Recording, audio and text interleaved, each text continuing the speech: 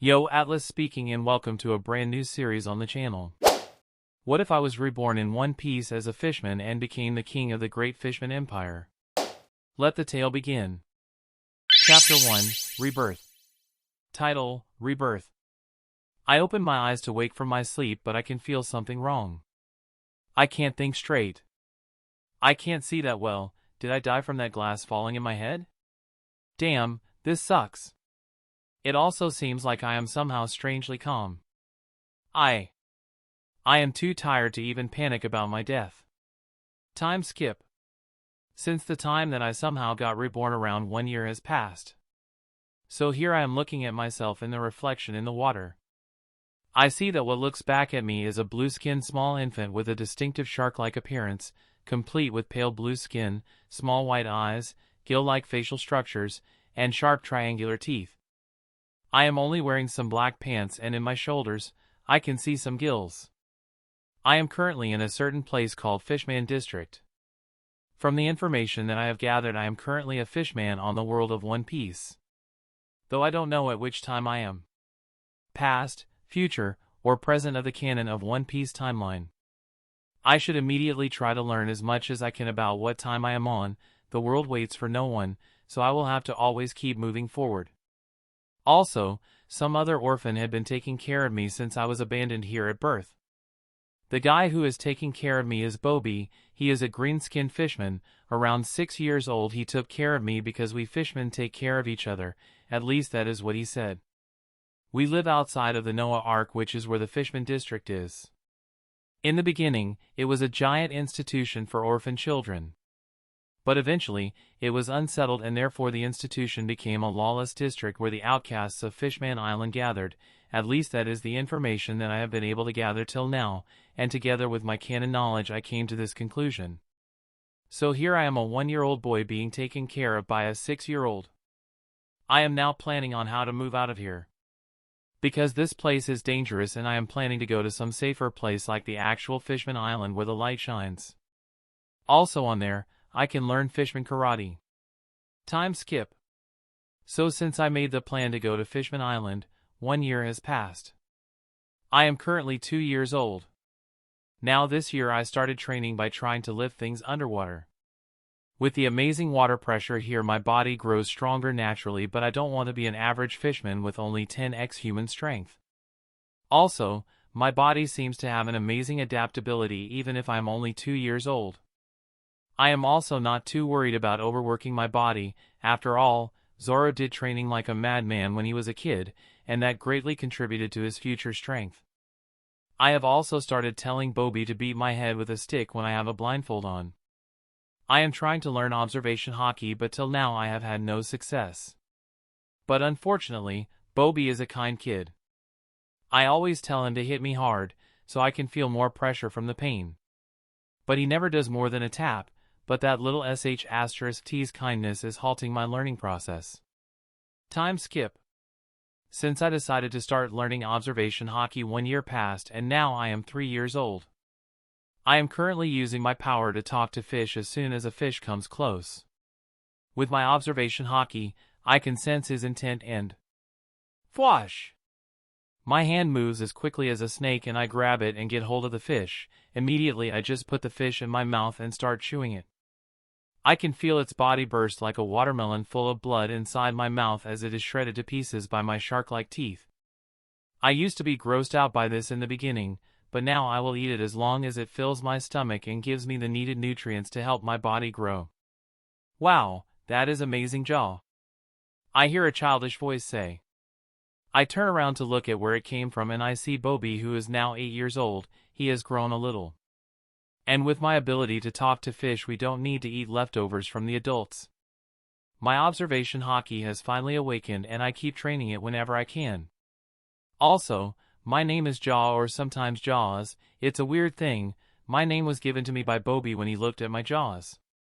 The name sounds kind of cool, I guess. But names are just names, and I don't really care about what name I got as long as they are not lame or embarrassing, that is. Well, this is easy food, Bobby, but we still need to train, and don't forget that. I lecture Bobby, acting like I am the one with authority in here and am most knowledgeable, even though he is older than me. He still listens to me. I have always been good with people, and Bobby knows that I know what is best for both of us. But I was brought out of my thoughts as I suddenly hear someone say, well, what do we have here? 2 million berries of Fishman. I immediately turn around and look towards the one who talked and see 8 humans with swords, axes, nets, and bubbles around their heads. Ooksk! This is bad, really bad. I am not strong enough to take out Grand Line criminals. Well then, seem like I have to sadly make some sacrifices. Bobby, go call for help. Don't worry about me, you know I am strong. I say to Bobby, the tone in my voice is completely serious, leaving no room for discussion from him. He looks at me, nods, and runs away without asking me anything and trusting in me blindly. Don't let him run away, go, and get him, says one of the human men. 5 people separate from the group and go after Bobby. There are only 3 of them left. Well then, this is better. Sorry Bobby, but you are bigger than me, so the leader sent more people towards him. I knew that would happen. After all, I have to look out for number 1, aka me. I don't want to go into slavery because that wouldn't allow me to train enough. The one who I assume to be the leader then draws his sword and comes towards me. Come on freak, you don't want me to get serious now, do you? I instantly make a sad face, and while tears flow down my face I say, oh okay sir, just please don't hurt me. He smirked and says in a malicious way, Sure, no need to worry about it, kid. He lets his guard down, and as soon as he gets close to me, I just punch with all my power towards his balls.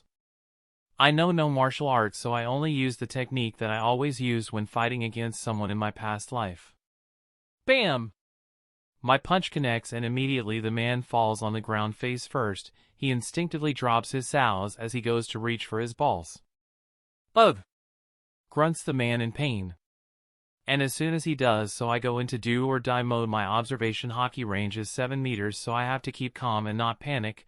I grab his cutlass sword and immediately with all my strength stab him in the head. Poochie! And again. Poochie! I stabbed him twice in the brain. But this is One Piece world, so I better be sure. Poochie! Then I turn my attention to the 2 other members. They both seem distraught and angry. Well, that will work best for me because something like that anger would make them act sloppy. You bastard, you killed Kiza! Screams one of them. As soon as he said that, the 2 of them run towards me, one with an axe and the other dropped the net down and took out a knife. Immediately I can feel the deadly situation I am presented against, and due to my inexperience on fighting in general, I immediately start panicking. Damn, this is scary, I might die. Calm down, don't waver, keep a calm demeanor and concentrate in the observation HAKI. As soon as they get close I can sense their intentions with hockey and where they are going to attack. As soon as they get close to me, something strange happens, and I hear something. Fwash! Shark arrows. 2 arrows made out of water pierce through the humans. Gwa! Dot! They fall down. What? I look towards the perpetrator. I see Bobby together with an adult group of fishmen, but what caught my attention was their leader and the one who took down my assailants. He is a large boy, muscular, light blue sawshark fishman whose most distinctive trait is his saw-shaped nose. Chapter 2, Childhood. Then the familiar fishman teen with the saw-shaped nose looks at me and laughs. Sha. I knew even a child fishman would be able to beat an adult human. Sha, you are truly worthy of being a fishman, kid. My name is Arlong. What is your name? I knew it, from his looks, that he is Arlong. As a kid he should be around young or in his teens, but he already discriminates against humans. Not my problem, but if I could get him to teach me some fishman karate that would help me tremendously, or even if he shows me the way to the dojo, that would be a great help. My name is Jaws, and I am 3 years old. I say to him as a smile appears on my face. I then excitedly jump up and down and say to Arlong in an excited manner, Also, big brother Arlong, will you teach me that super cool technique that you did? He just looks at me and raises a questioning eyebrow at me, but in the end, he has a shark-like smile on his face as he says, "Shasha Shasha, of course, I will teach it to you brethren. We fishmen are all a big family, it doesn't matter if we are from the same family or not. It's the rest of the world against us, remember that jaw." I nod at him with a smile on my face, but on the inside, I can't help but think that he is pretty dumb saying sh*t like that. Fishman race, who cares about that? Humans are the top race in the world because of their individualism, each of them is all about self-pleasure, even the good people do good things because it pleases them. That is why humanity is at the top of the food chain. /n, some people seem confused by the statement above. It is about communism versus capitalism and its ideals of unity versus selfishness. Time skip. Just like this 1 year passes since I met Arlong, and here I am, at the age of 4, repeatedly swinging a sword. Swoosh. I will keep swinging this sword repeatedly until I will get used to it. I got a short sword as my weapon. Well, when I am welding it looks like a normal sword when compared to my body mass, but whatever, I will change the sword later when I grow up. Arlong has been teaching me all that he knows, and some other weakling fishmen have started teaching me the basics on how to use a sword. Also, finally, my observation hockey has advanced to sense up to 50 meters. But what advanced the most was my fishman karate. Arlong told me that I am at level 15, which is amazing to achieve in it. Most users only go up to level 20 and talented people go at level 40. I guess that future Jinbi will be at level 100, which is the maximum of Fishman Karate. I don't want to be just as strong as Jinbi though. In the future, he isn't even at Katakuri's or Awakened Doflamingo's level, so I am also learning how to use a sword.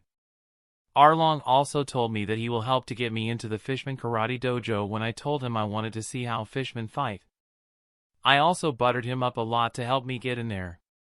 He really cares for the fishmen around here, and he is really nice to everyone. He even comforts the families who lost someone close to them to slaves or people like that. I guess no one is only good or bad, the world isn't black and white. Arlong might be an evil monster to humans, but to the fishman people, he is a good guy. He even tries to help some of them get back their loved ones. Also, Arlong himself is only level 23 in Fishman Karate, so soon he won't be able to teach me anything after I catch up to him. That is the main reason why I want to get out of here. I even plan to take Bobby with me. He isn't really strong, nor does he seem to have talent, nor is he a hard worker, but he is loyal and will listen to anything I say with no questions asked, since even when we were kids my judgment was always the best possible outcome. Loyalty to me is something that is more worth than Bobby's weight in gold. Time skip. 1 year later, and here I am, currently in a fight against a human. I just looked at him, and I immediately ran towards him and clocked my fist back and then punched forward. Less than 100 brick fist. Gwa. A human gets knocked out immediately by my punch. Even though I am only 5 years old, I am way stronger than any of them, especially when combined with my Fishman Karate.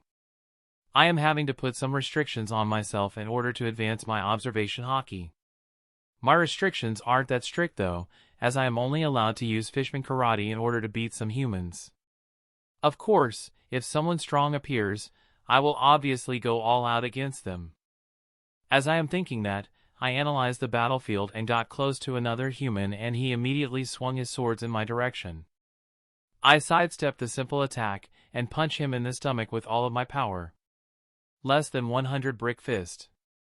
Goo. He spits out some blood as his eyes roll to the back of his head and he falls unconscious. I then grab my sword from my sheath and Poochie. Poochie. I stab both of the unconscious people in their brains. After all, I don't want them to come back for revenge or something like that. 65 meters. My observation hockey is not advancing anymore. Seems like I need to fight stronger opponents. TCH.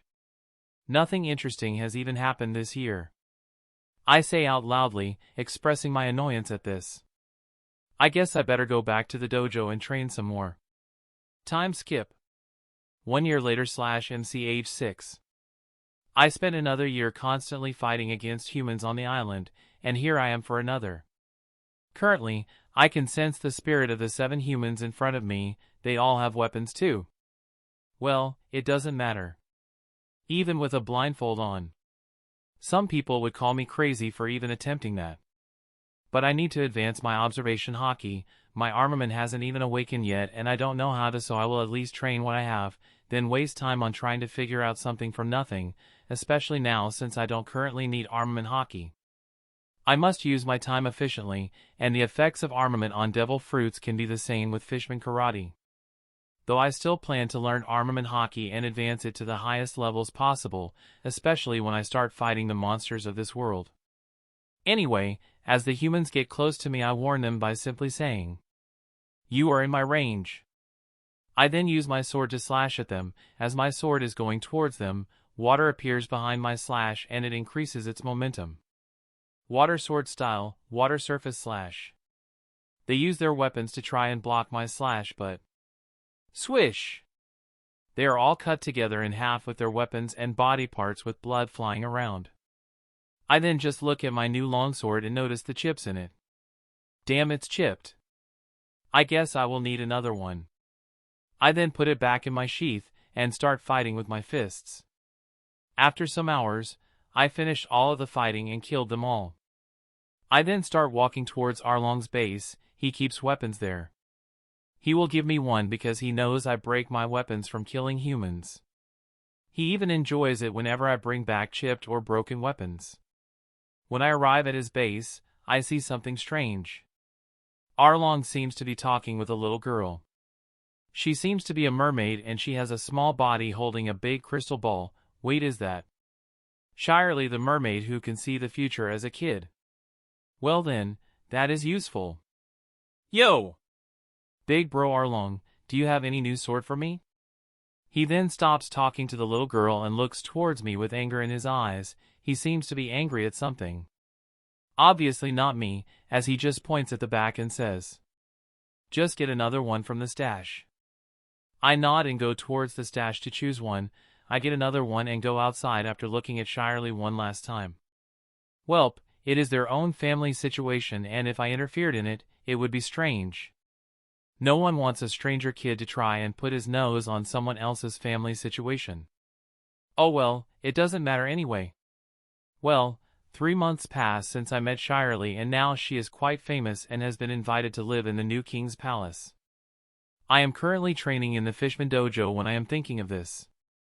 But my thought process is interrupted when boom! A giant explosion ripples through the whole of Fishman Island. What was that? Is it time already? As I think of that, I can't help but smile to myself, for my best plan to date will begin. Gold Roger is here. Another scream sounds out, verifying my guesses, and the smile on my face widens even more. Chapter 3, Roger's Crew. Gold Roger is here. Well then, I guessed it right, he would be here after all. Even the age of Shirley is around the same timeline. And I have been visiting her every day to keep in touch. Though I told her to not look into my future and that knowing my own future would be boring. Well, why I didn't have her look into my future was because of different reasons, but we still became good friends. She even tells me her secrets, which is pretty much when she steals a cookie or something. She can't even hide those secrets as she usually spills them while trying to show off.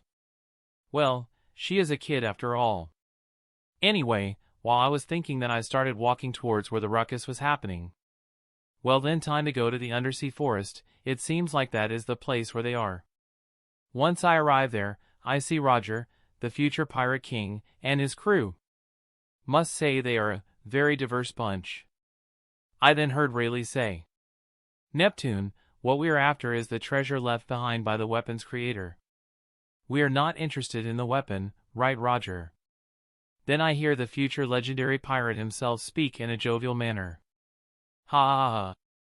I never said something like that, did I? Well, don't worry, I don't have enough time to come back and steal your shaggy daughter. Neptune, instead of being calmed down by Roger's words, he instead gains a furious look on his face. Who said she will be shaggy? As I get close to them, no one notices me as they are all joking around. When I get nearer to them, I look at Roger's crew with a serious expression on my face and decide to make myself known by saying, "Hey, Gold Roger, will you let me join your crew? Then, as if the time itself stopped, all of the fishmen and even Roger's crew stopped moving. They then all looked towards me. Rayleigh is one of the calm ones, and with a smile on his face as he asks in a casual and friendly way, "Who are you, kid?" Roger doesn't even let me answer, and he makes a face like he ate a lemon and said, "No way I will let a damn kid join my crew." I just take something out of my pocket, it is a little bottle, and offers it to Roger. "This is some sake, you can have it if you let me join the crew." "Okay, you are in," says Roger with a calm look on his face as he takes the sake bottle. Everyone else screams towards him. "Wait, what, that fast you change your mind?" And again everyone except Rayleigh is shocked. That guy must have gotten used to his antics by now. Roger looks at the rest of his crew and just shrugs. "Well, what would you have me do? He gave me sake. I couldn't refuse that." Everyone in his crew starts reprimanding him about how careless and reckless he is. But in the end, Roger just says, "I have made my decision and it is final. I can't just go back on my word." "TCH, yeah, okay Captain, but next time try and consult us a little, okay?" says one of the guys. Roger smiles at this in a silly way. "Sorry guys, won't happen again." "You always say that, Roger, you always do." And that is how my adventure with Gold Roger started. After some time Rogers, "No, our ship is fully coated again and we are sailing under the sea. I also met Buggy and Shanks." "So you are a fishman, huh? That is cool," says Shanks in a curious voice. Then Buggy intervenes and says in a serious manner, He is weird looking." Then I just look at him with a questioning face and say to him, "And you have a big red clown nose." Immediately he gets angry and screams at me, "Bastard, what did you just say?" Buggy attempts to punch me, but I just easily dodge by sidestepping his attack. He then pulls his fists backward and screams, "Bara bara, Gatling gun." I just dodge all of his attacks again very easily. He is really easy to predict, plus my observation hockey is pretty good. I then hear someone from the crew say, "Whoa, look at the new kid, he seems to know hockey." Then another person says, "How old was he again?" I heard he was 6. That is quite good for his age to have hockey. I then suddenly stop, and as Buggy's punches are about to land I just grab them in an iron-like grip and don't let go. Then I look at Rayleigh, who seems to be chilling and smiling while looking at us fighting. "Hey, let me go, you weird fish," says Buggy as he tries to pull his hands away from my grasp. In the end, I just throw Buggy at Shanks, who catches him, and I go towards Rayleigh. Bang! I bow with my head hitting the floor and say, "Please teach me about this hockey, sir." Then as Rayleigh is about to say something, Roger comes out of nowhere and says, Wait. I will explain." He has a childish smile on his face and he makes exaggerated hand motions while he explains. "Hockey is like boom and then pow, I hit super hard and then." He keeps going on and on, but I can't really understand anything if he explains it like that. I just look at Rayleigh helplessly. He just politely laughs at me and says, "Ha, I will explain it to him, Roger." He doesn't seem to understand your explanation. Immediately Roger crouches down in depression and draws circles in the ground with his finger as a dark, depressing aura surrounds him. Why is everyone too stupid and dumb to understand my explanations? "Oi! I can hear you, don't talk about me like that as if I am not here." Time skip. 1 month passes aboard the future Pirate King's ship and I am currently blindfolded. Humans and animals are different, especially humans who can use hockey as they can, says Rayleigh as his presence dampens and hides, but I have been training hockey for almost 5 years. Also, I am no slouch in it myself, even though I didn't have a teacher then I do now, and I can see why Luffy and Zoro became so strong in just 2 years. It was because they simply had the best teachers.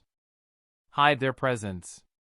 As he says, I can hear his voice, and actually slightly sense his presence to my right. Fwash! I dodge sideways when he swings at me with a metal pipe. But I don't stop there as I immediately punch towards him. Less than 100 brick fist. But he just blocks my attack with his palm, with no injuries on him whatsoever. Well, that was to be expected. I have also been training to be a shipwright and a doctor. I mean, I have the one of best shipwright and one of the best doctors here.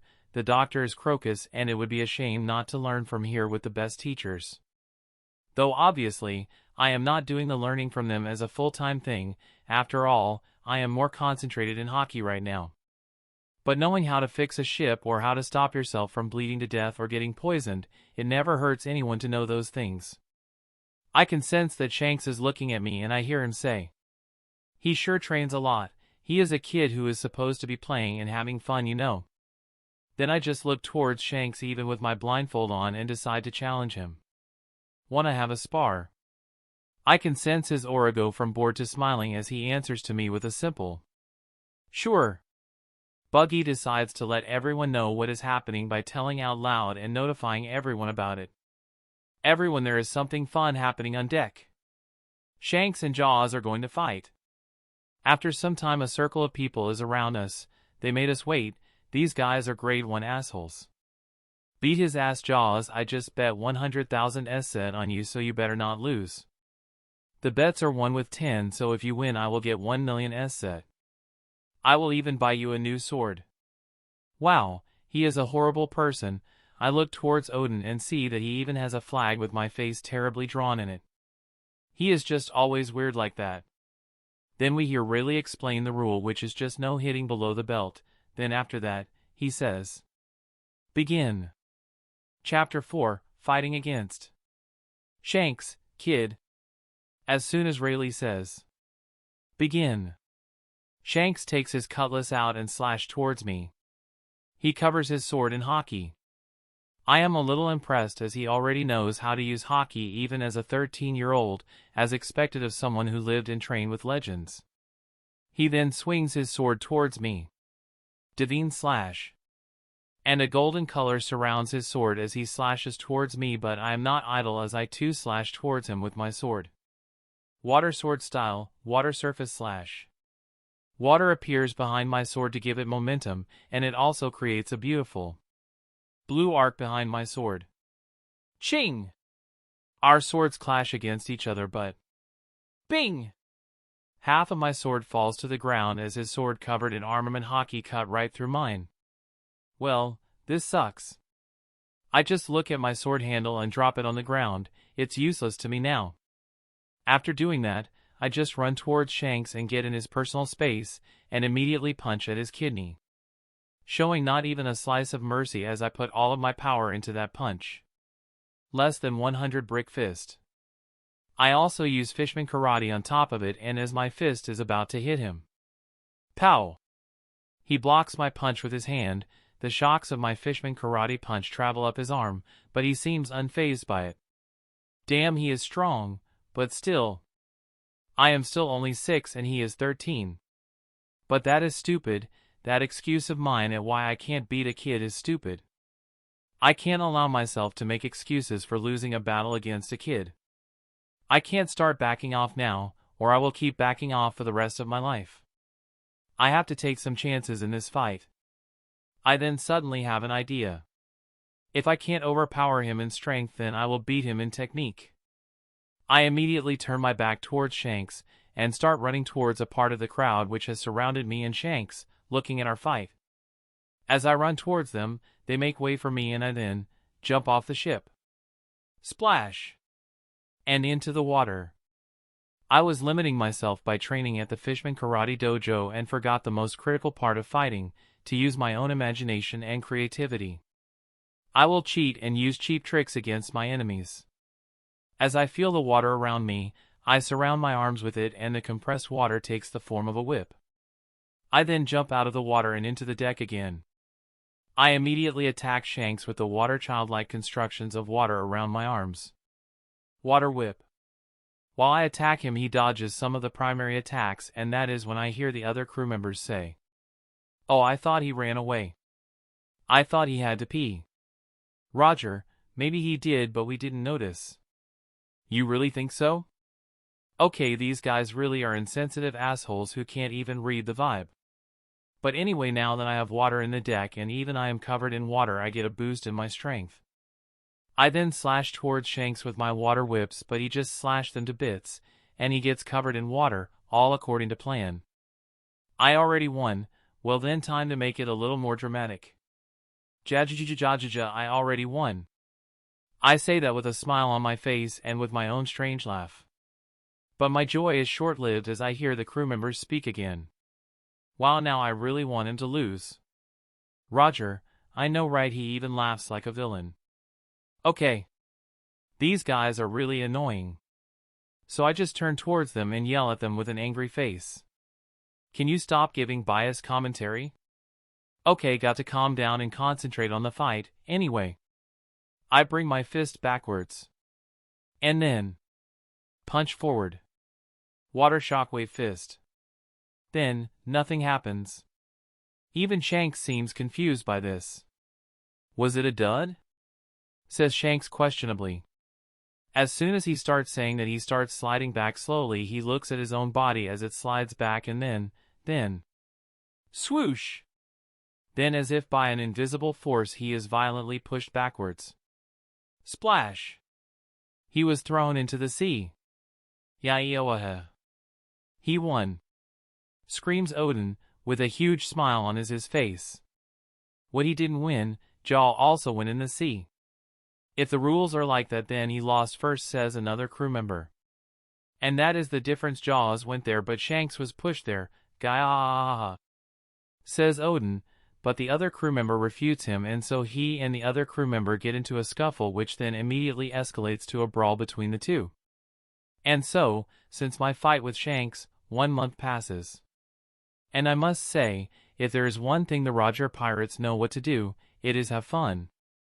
We are currently on an island that just brings lighting down like rain. I am currently training in it while the others are exploring. Thunder. A lightning bolt just hit my body. God damn, this hurts. But I got to train my lighting resistance. I also have awakened my armament hockey.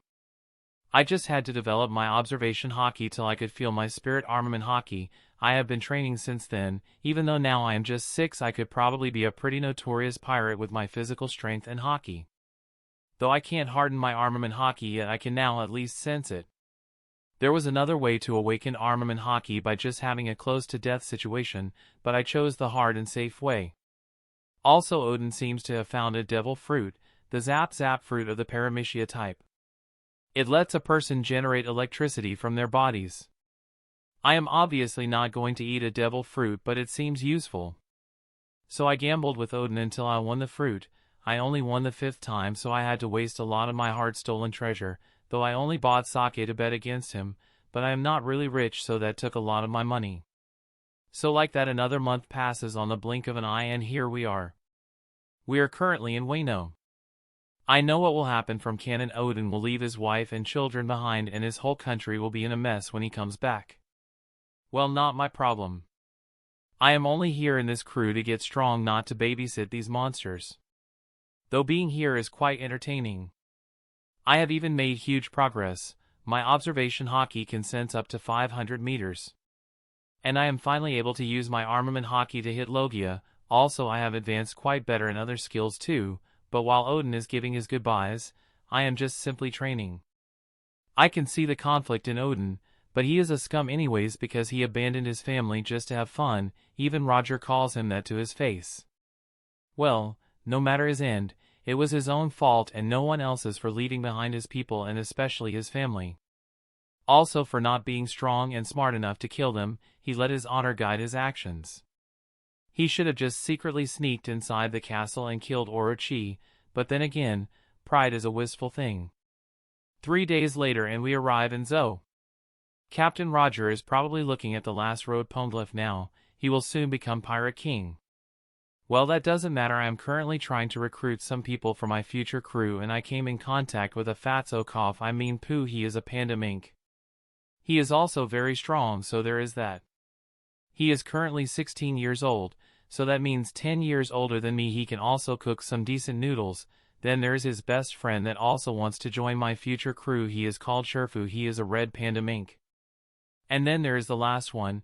His name is Shishilian. He is 8 years old and a lion mink with a red mane around his neck, and he is very dramatic, perfect for my crew.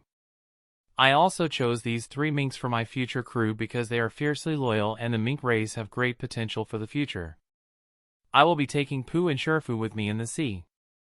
I will also take Shishilian also as a cabin boy until he becomes 12 and strong enough.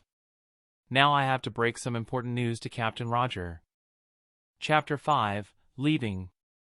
As Roger and the others were having a feast, singing and having fun, I am just staying to the side. Pooh and Sherfu are packing their things. Roger is dancing with Odin very weirdly. Then Roger separates and goes to bring more sake. I go towards him and think sake song in the background musical notes. Listen to it to make the scene more fun. Captain Roger. I have something to say. He looks at me.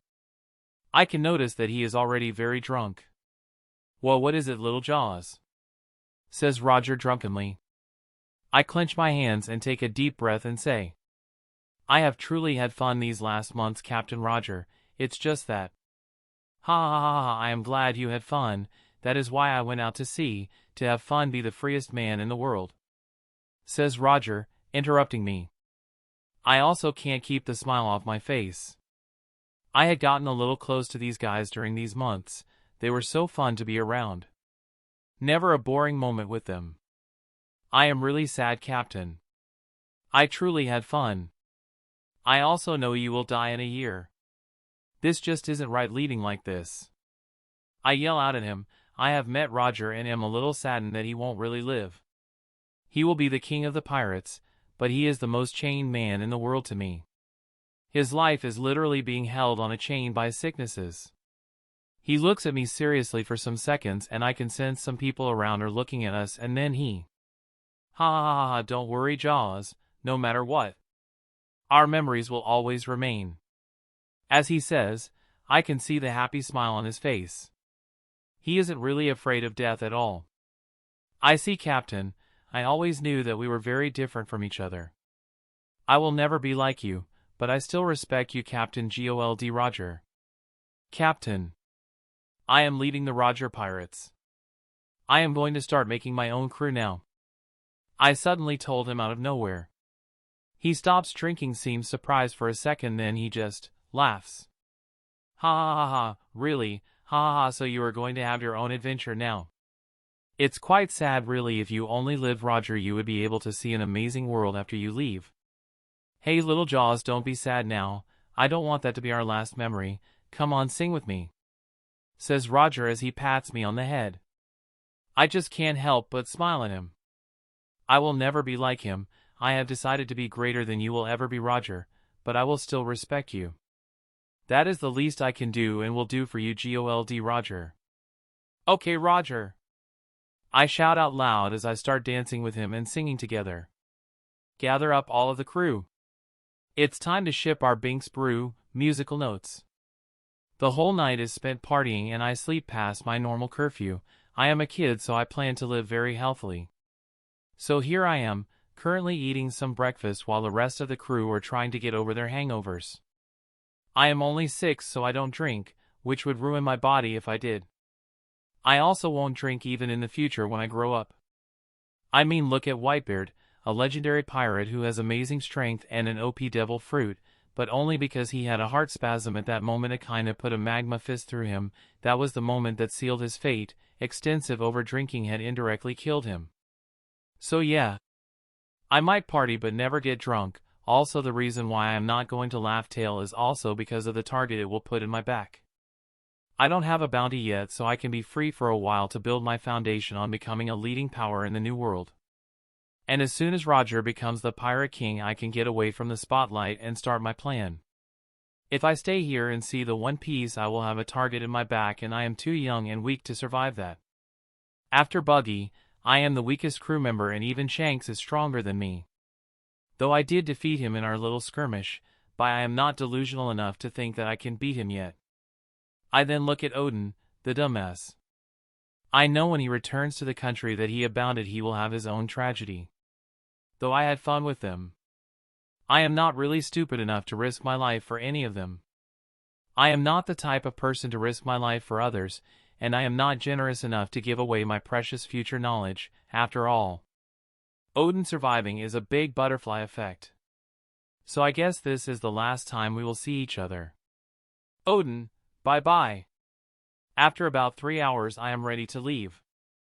I also took a copy of the Devil Fruit Encyclopedia with me just to have it to help me identify any devil fruits I come across. And the mink said they will provide me with a mid-sized boat with supplies. Welp, time to go back where I came from. 6 months passed, and I am now 7 years old, and at the same time, I am currently on the outskirts of Reborn Island. Thunder. Getting hit by lightning repeatedly. I am doing this to train my resistance to it. Because this island is going to be my base in the new world, not only is it close to Fishman Island but it also has a natural defense against outsiders. So I will have to get my people to dig under the ground where it will be where my subordinates will stay. The entrance to this place will be underwater where the only fishermen will be able to get inside. The entrance will have to be small to not be able to fit a coated ship. Pooh and Sherfu are in the boat. I have been training all of these 6 months under extreme conditions to force my young body to endure and adapt to extreme temperatures, forces of nature, and beat up some sea kings along the way, and they have also been training with me, and Sherfu has had some good progress. If I was to compare his power it would be somewhere around 3 times Skip Luffy, so Luffy without hockey and only gear 2nd and 3rd. Then there is Pooh, and I got to say he is pretty talented with Electro. He is also very hard working, when a reward is involved, and if there is no treat he sleeps most of the time, plus he is a heavy sleeper. I mean he even slept through a storm once. That guy is like a very dumb but cute panda pet, but he is funny so I keep him around. He is very different from Sherfu who is hardworking and with a strict personality. They are so different it is quite entertaining watching them argue sometimes. Though I can tell that Pooh already has started becoming devoted towards me. He ate a carrot once when I told him to. Even Sherfu who has known him all his life says Pooh has never eaten carrots. He hates them. Though this might seem insignificant to humans, to minks this seems like he acknowledges me as his superior and will listen to my orders. And you know there is no other race more trustworthy than minks. I mean they were ready to sacrifice their entire country for just one person that they knew was a friend of Odin. Okay, I am done training for the day. As I get off Reborn Island and I jump from the sea on the boat, I see Pooh sleeping as usual. I also see that Shishilian has a newspaper on his hand reading it together with Sherfu. They also have shocked faces. Jaws-sama/sensei, you must look at this. What is it? As I get close to them I look at the newspaper they pushed in my face. Chapter 6, Time Goes On. As I look at the newspaper, well, the front page says it all. Pirate King Gold Roger has conquered the Grand Line. Well, it seems like you did it, Roger, but I also didn't really doubt that you could do it either way because I knew you would do it from the manga, but, meh, anyway, back to training. 1 year passes and here I am at the age of 8, fighting against the panda, Puh. I look at my sparring partner, my favorite lazy panda mink, Puh. Stopping him from becoming too lazy is training on itself. When I look at Pooh I see a serious expression on his face. As if he is thinking hard, when I know he isn't. I doubt the panda thinks too much. Then Pooh charges towards me, as soon as I see that. I use a technique I have been learning lately. I twitch my foot muscles and kick the ground, creating a crack in it. Saru. I appear behind Pooh and I punch him on the back of his head, using a little hockey to increase the damage. Boom. Immediately Pooh falls down while hugging his head and he starts rolling around while painfully complaining. Oh wow, why did you hit me there? That hurt, whines Puh as some tears appear on his eyes. I just smile at him slightly and I say, well, that is your weak spot obviously. After the spar, if it could even be called that. I just beat Pooh around to make him more motivated. That panda sure is a lazy sh*t. Also, if I remember things correctly, this is the year where Roger dies. I better return to Fishman Island. I am sure that there will be a lot of humans coming there after the age of piracy starts, and then I can save some fishmen. They will feel such gratitude towards me that they will hopefully become my subordinates. Normally I doubt anyone would follow a kid like me, but that can be worked around it when I display my power and start spreading rumors of me being part of Roger's crew. That is when I will start raising my power. I love it when things fall beautifully in place. After coding my own small ship, I go towards Fishman Island. As I am underwater going towards Fishman Island, I see a pirate ship coming up. Well then, I guess it is my lucky day. I got out of my ship's coated bubble and started swimming towards the ship at full speed. Then as I get close to their ship, I hit their coating bubble with my palm. Buddha's palm. The bubble ripples as soon as I hit it with my palm and pop. Boom. I crashed into the ship and popped their bubble underwater, so all of them are drowning now. Also, the water pressure is crushing them. I look at them as they drown without any resistance. The weak really shouldn't come to the New World, and I consider myself weak too, but these guys were even weaker. I rummaged through their ship for anything valuable. The time I spent with the Roger pirates gave me some insight into spotting treasure and roughly guessing their value. Okay, so I found around 90.000.000 set of treasure. They probably got it from pillaging, but that is not my problem and I am feeling lucky today. Usually, the regular pirate doesn't have this kind of treasure on their ships. If there was a lottery in this I would buy one right away, or not. Because that would be a waste of money. Then I get back on my ship and continue going towards Fishman Island. I bring the treasure in the ship and Paul looks at me with a finger in his mouth. What? I ask him as he looks at me so pitifully. Was there any good food in the enemy ship? Asks Paul with a hopeful look in his eyes. Like always asked if there was any good food on the enemy ship, sighed this guy. When I arrive at Fishman Island, I use my observation hockey to the maximum to sense anyone with negative fighting intent. My observation hockey spreads through a big part of the island. Rayleigh used to say that with my calm mindset I will always be an exception observation hockey user. I sense 94 people, with that 40 are fishmen and the others are humans. They are in Mermaid Cove fighting against each other. Well, then I guess I should go and pay a visit then. Then I turn towards my crew members Pa, Shishilian, and Sherfu. Follow me. I call out to them and start sunning at top speeds towards the Mermaid Cove. This could be useful. When I arrived at the battlefield, the fishmen seemed to have it under control and the humans were all defeated.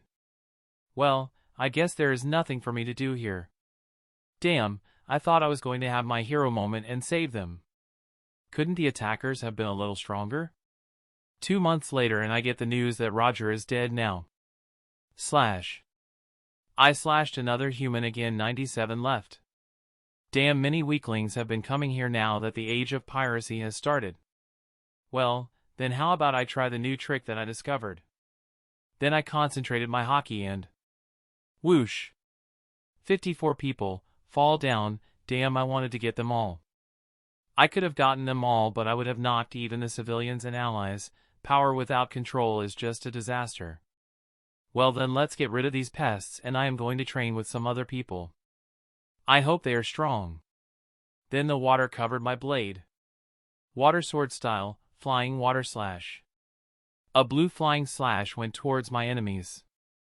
I cut them all down, then I sheath my sword. Damn, I hope someone stronger shows up next time. I need to advance my hockey some more. I could go to fight Kaido's or Big Mom's crew, but I am not suicidal. 10 months later since Roger's death and still many humans keep coming to Fishman Island in droves. Water sword style, flying water slash. A blue energy slash goes towards my enemies and cuts them all down. Most of them are cut down. Damn, even though I am not really a full swordsman. I really need to get better at cutting stuff. Then one of the survivors comes towards me to beg. Wait, stop, we promise we will never come back here.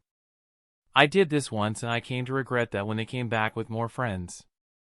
I don't like unpredictable situations, so sorry, but you will have to die for my peace of mind. I just look at him and his companions indifferently, and the ground where I am standing cracks as I use my self-taught Saru. I appear in front of them and slash slash asterisk asterisk slash asterisk asterisk slash asterisk asterisk slash asterisk. I quickly cut them all before they can even blink. Then I look at my side where I see that my subordinates are also killing some pirates and traffickers. Also, Pa has unlocked observation hockey from continuous battles on Fishman Island and me beating him on the head. That is good, and Shishilian and Sherfu has gotten stronger too. But nowhere near Puthru. That fat panda is quite talented, and lazy. Also, my new subordinates are 1,500 fishmen from the Fishman district that I am convinced to follow me. I use their hatred of humans to my advantage in recruiting them. I am not a hypocrite to hate humans myself, since I am human too inside. No matter what my appearance looks like. But using that to my advantage to get me some power is no big deal. Also got news from communicating with the pirate that Shiki went to Marineford and got defeated. So that is neat. I also robbed a lot of pirates, so that was fun, and I got a lot of money out of it too. I really am getting richer, especially since I don't currently pay most of my subordinates. Hooray to some free labor, though I might have to start paying them to keep them in my little army. Another year passes and it feels like I am just training during these last times. But it has definitely shown its results, as even though I am only 10 years old, I coat my sword in hockey to not damage it. Water sword style, flying water slash. The flying sword wave kills some enemies. I heard from interrogating pirates that, as I expected, Shiki has escaped impel down. Also, scum has started coming here more. It just isn't good for training anymore, and it has gotten a little crowded. I should move out soon. I don't want to help anyone if it doesn't give me at least some benefits. Then, as I try to find any hidden enemies with my observation hockey, I think about my plan. I will soon be going to the New World now. That should be exciting. Another year passes and I look over the plans of the underground and underwater city. I have planned an airway system and everything. Currently, it is just a cave in which the only entry is by going underwater. I got these fishmen to do free labor for me, so the building process is going really fast already, but I would like this process sped up. Also, haven't had a good fight in ages. I need to go and find someone who will help me advance my hockey more. Though I am still not willing to endanger myself against someone like a Yonko commander or anything like that. Even if my hockey would advance faster, I would with no doubt die. After all, I don't have enough plot armor. Chapter 7. The fish is out of the pond. At the age of 12, I have finally started working on my goal and gained some power. When I arrive on Fishman Island, like usual, there are slavers all around getting killed. In the canon, I believe Whitebeard came to save this island by declaring it his territory, but now I don't think we even need help. My thousands of subordinates are taking a very active role in fighting any human that comes to Fishman Island. Well, I call them comrades, but they listen to me and do what I want them to do, and I consider them my subordinates, so they are my friends technically, but not really. Now 800 more merfolk have joined me. I now have an army of 2,300 fishmen and merfolk, and since we are fighting, also robbing, any human pirate that comes here, I have gained a reputation amongst my fellow fishmen, a very good reputation actually. Also, I have started to notice that I have gained the ability to breed. I must say, that is nice. Lust is one of the wonders of life, and I must experience lots of it. Especially here in the One Piece world, where there exist a lot of beautiful human women and mermaids. I can't wait to start having S*X again, but that is only secondary to my goal, as I plan to use this as my weapon. Plus now I can complete one of my plans during this year. Sometimes, I wonder if I had a system and jerked off, would I get the lucky pervert skill or perk? That would be like free plot armor. Damn, my mind is really wandering around. I need to stop thinking about such useless things. I look at the fishmen around me celebrating. We have a bunch of money now, so I do nice things for them every now and then to keep them loyal and keep their morale up. Since I mainly operate in the Fishman district and most of my subordinates come from there, I have started to put some propaganda in the young fishmen children. Anyway, I have given my more cruel subordinates a certain order. I need them to start intercepting ships that are underwater and coming here from paradise. After all, they are weaklings and don't have any benefits to my strength anymore. Also, This can be considered as paying my subordinates. So now I am going to wait in Fishman Island for a month for Whitebeard to show up. Even 1 month later and there is no sign of Whitebeard. After doing another push-up with the giant boulder on my back, I kick the boulder off of me and stand up casually with no difficulty. I can't help but think about the timeline. I am already changing the events and Whitebeard hasn't come here. Well, I guess I don't get to spar with any of his crew then. This should also be the time during which Odin dies by being boiled to death. Well, goodbye Odin, it was nice while it lasted, look where your pride got you. I am not that compassionate that I would risk my life for anyone, also it was kind of your fault that these things are going to happen to you, Odin. I will never make the same mistake that you did. I will be someone who will kill his enemies and give it my all. I will never underestimate anyone. So thank you, Odin, for teaching me that lesson. 1 year passes and I upped up my training to the extreme. Especially currently as I have my eyes closed, I open them and see my training ground. Thunder. I look at this lightning-ravished island. Boom. And another lightning bolt hits my body. I can feel hot electricity running through my blood. It feels as if every one of my nerves is being pricked with a hot needle. I almost pass out due to pain. Damn it, this hurts. I don't want to do this. Why do I have to force myself so much? Sigh. I might need to be a little harsher on myself, only then can I sharpen my hockey. Senseless torture on myself will not strengthen hockey. I always concentrate on my hockey to protect myself from lighting and distract myself from the enormous amount of pain. Even though I have built some resistance to lighting, it still hurts a lot. Also, since I am not brave or stupid enough to fight enemies stronger than me, so this is my only method. Boom. As another lightning bolt comes crashing down on me. I focus on my hockey and as it is about to hit me, something different from the other times happens. As the lightning bolt is about to hit me straight on, my will of not wanting to feel so much pain anymore and my controlled frustration. Crack. Boom. The lighting disperses as soon as it is about to touch me. I looked around surprised. Yes, Finn. Boom. And another lightning bolt hit me and it stopped my celebration. Damn it, this hurts. This thunder-raining island has really done wonders for my hockey training. While training me, Rayleigh used to say that pain and fighting are the best teachers. Well, what better teacher than hundreds of millions of volts of lightning strikes on my body? I mean, I have almost been knocked out by the lighting a lot of times. But now, after many years of training here, I can confidently stand on the outskirts of the island, which might not seem impressive since Roger's crew could go on the island by protecting them with hockey. But compared to those freaks, lighting is very dangerous to me. I mean, even Roger's crew would be hurt by lightning if it hit them directly. Especially in the middle of the island where lighting with billion volts of power strikes. Even if I have built quite a slight resistance to lighting, that amount would definitely critically injure me if it hits me directly. Actually, it might even kill me. Then I point my palm towards a boulder next to me and gently touch the boulder. Let me see my progress now. Vroom. Invisible energy extends from my hand and boom. The giant boulder explodes from the inside. Yes. I can't help but scream in joy. I have been training to advance my armament hockey so long.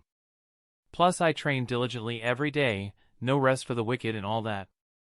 Finally, I got to the next level. I didn't want to risk my life, so I motivated myself differently, by forcing myself into painful and dangerous situations against lightning, the enormous amount of pain, and me not wanting to feel this torment anymore. I went to the next level.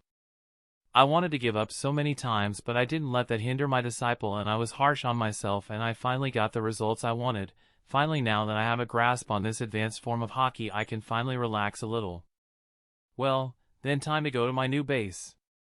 I go outside of the island and start swimming underwater, then about 100 meters deep I can see the entrance to my base. Finally, I can rest a little. Chapter 8, Kisame? Next. I see the entrance and I swim inside and go in there. When I go inside my base, I can't help but admire the interior of the underground city. Full of lights and crude-built buildings. Here lives my crew, which consists of 3 minks, 1560 fishmen, and 800 mermen. Also 3 humans. Why the 3 humans? Well, they are women, and well, in the future I know I will need a strong crew soon. So I started creating my own, and by creating my own, I mean I had S*X with 10 females twice my age, 24, 3 human and 3 fish women, and the other 4 are mermaids. I was made the father of 10 kids in only a year. The fish women and the mermaids were saved by me from slavers. The human women also were saved in Sabete archipelago from becoming slaves. It might seem that there is a rhythm here, and there is one. I manipulate them and make myself seem like a knight in shining armor. It is cliché, but the thing is that real women love cliché when it happens to them. I know how love works. First, I save a woman and then imprint on her that I am a hero. Also a little of low self-esteem from them because they almost became slaves like they were nothing and their families didn't help them, and then they start thinking that they are lucky to be in my harem, and they are all willing to do that, be in the harem that is. Me looking like a teen and less like a kid also helps. Training does wonders in this world. Since they were almost slaves, they will cling to someone with power and their savior, aka me. Also, I am pretty sure they won't betray me because I saved them. Well, I saved a lot of humans and mermaids, but I only chose the prettiest to accompany me since I am in a world like this where absolute power is possible. Not expressing my desires and sins would be a waste of power for me. This is how you create a functional harem, not from some form of love or anything like that. They worship and hold me as someone who can do no wrong, so that is why they won't betray me. Also, I can tell with my observation hockey if they hold any malicious intent towards me, since my observation hockey is already at quite a high level, though not high enough to see the future but enough to sense if someone has hate towards me. My observation hockey has started working to my needs. I have a strong sense of not wanting to be betrayed because that would be a weakness of mine, so my observation hockey evolved into me being able to sense their emotions. Also, as soon as I sense any slight malice from anyone towards me, I kill them. I won't leave any loose ends to evolve and become dangerous. I saw what happened to Odin when he did that. Also, a reason why I made kids is, well, in the future I know for a fact I won't be eating a devil fruit. There come big weaknesses from eating one.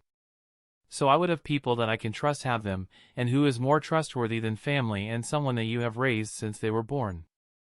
And also because of my knowledge of the canon story, I know where some amazing fruits are. I don't really trust anyone here. That is when I thought of having some of my kids eat some of the fruits that I will find, and they won't even be able to drown like a normal devil fruit user because they are either fishmen, mermen, or half fishmen. And if they fall into water they can trust their family to pick them up. Also, I will finally have a family here, souls created by me, the people that I can trust, my children. Although the chance exists for my harem members to cheat on me, it is minuscule and everyone here knows how dangerous I am. Even their fish brains can understand that. Though I am not delusional enough to think that my harem has no chance of cheating on me, thinking like that isn't realistic, but I will kill anyone who crosses me. I will also check my children when they are born if they really are my children. If they are not, then obviously both the baby and the mother will be killed. The father will be killed too, and 3 generations of their family will be purged, just to be sure. No need to be dumb and leave any loose ends. Also, there is another thing that holds my new harem together, and that is fear, absolute fear of me. They love me but they also fear me and my power. Anyway, as I am walking I look at a big crude stone castle. It wasn't the best castle out there, but it was mine. I then start walking towards it. When I arrive at the castle, a lot of people bow to me with respect, sheep all of them. But they are my sheep, everything and everyone in here is mine, so that makes them good little sheep. When I enter inside of my castle, the first thing I see is a miniature version of myself playing with a big wooden sword. He is Kisame, my first child, because I already have 10 kids and in the future, I will definitely have more, and also, I might forget some of their names. I plan to have a lot of children, if I don't remind myself, so I named all of my kids after anime characters that they might resemble as babies. At least I won't forget that. Also, I am not good at names, so I took this method. Then I am woken from my thoughts when Kisame, as soon as he sees me, he comes wobbly running towards me. And as usual, Kisame with his unnatural strength he jumps up to my knees, but I catch him before he crashes back into the ground and I swirl him around and he laughs. How have you been, Kisame? I see that you have gotten stronger. I compliment him. Kisame is my first son. He is only 4 months old. He is also a full-blooded fishman and is quite freakish. None of his siblings have even started crawling, but Kisame can already kinda run. He also grew up faster and his body is monstrously strong from birth compared to other babies, even fishman babies. A couple of days after he was born he could crush a normal human's finger by squeezing it too hard. Though his intelligence hasn't caught up with his body growth, he's still sh*ts on his diapers. Also his vocal cords have already developed to be strong and able to talk, but his intelligence hasn't caught up with his body. He is someone born with a strong body, kind of like some characters that I know from One Piece with unnatural strength. I truly was lucky, though he will still need to train to be anything special. Also, I have already grown a little fond of my children, and no matter what training I do or how tired I am, I always come here to be with my children to read them a bedtime story. Well, I didn't actually read it. I just say Papa to them thousands of times to them. I am waiting for one of them for their first word to be Papa.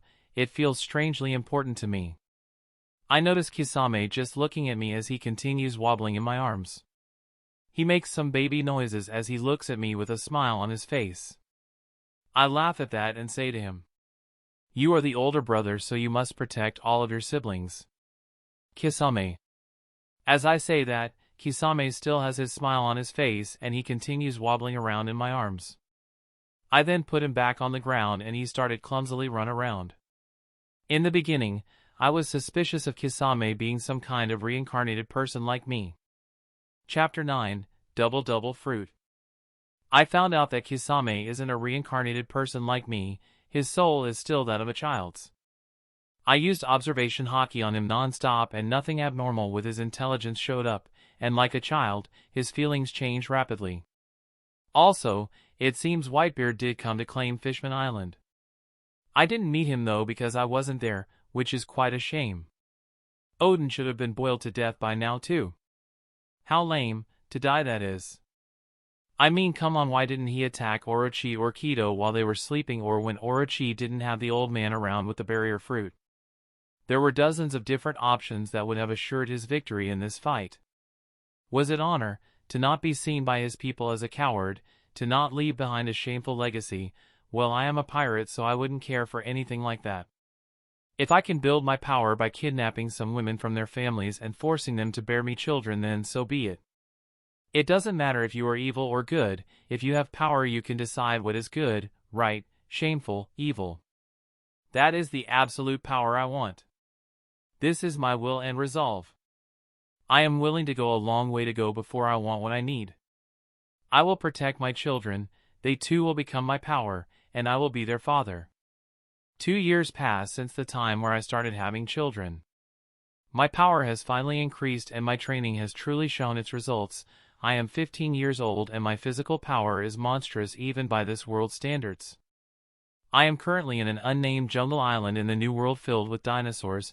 I defeated all of them with my raw strength without using any weapons, hockey, or fishman karate. But that stuff doesn't matter at all as I look at the strange yellow fruit in my hand with human face like spirals on it, and I think back on which one of my kids this fruit would suit to the most. From the Devil Fruit Encyclopedia, I know this is the double fruit. It allows the user to create clones of himself.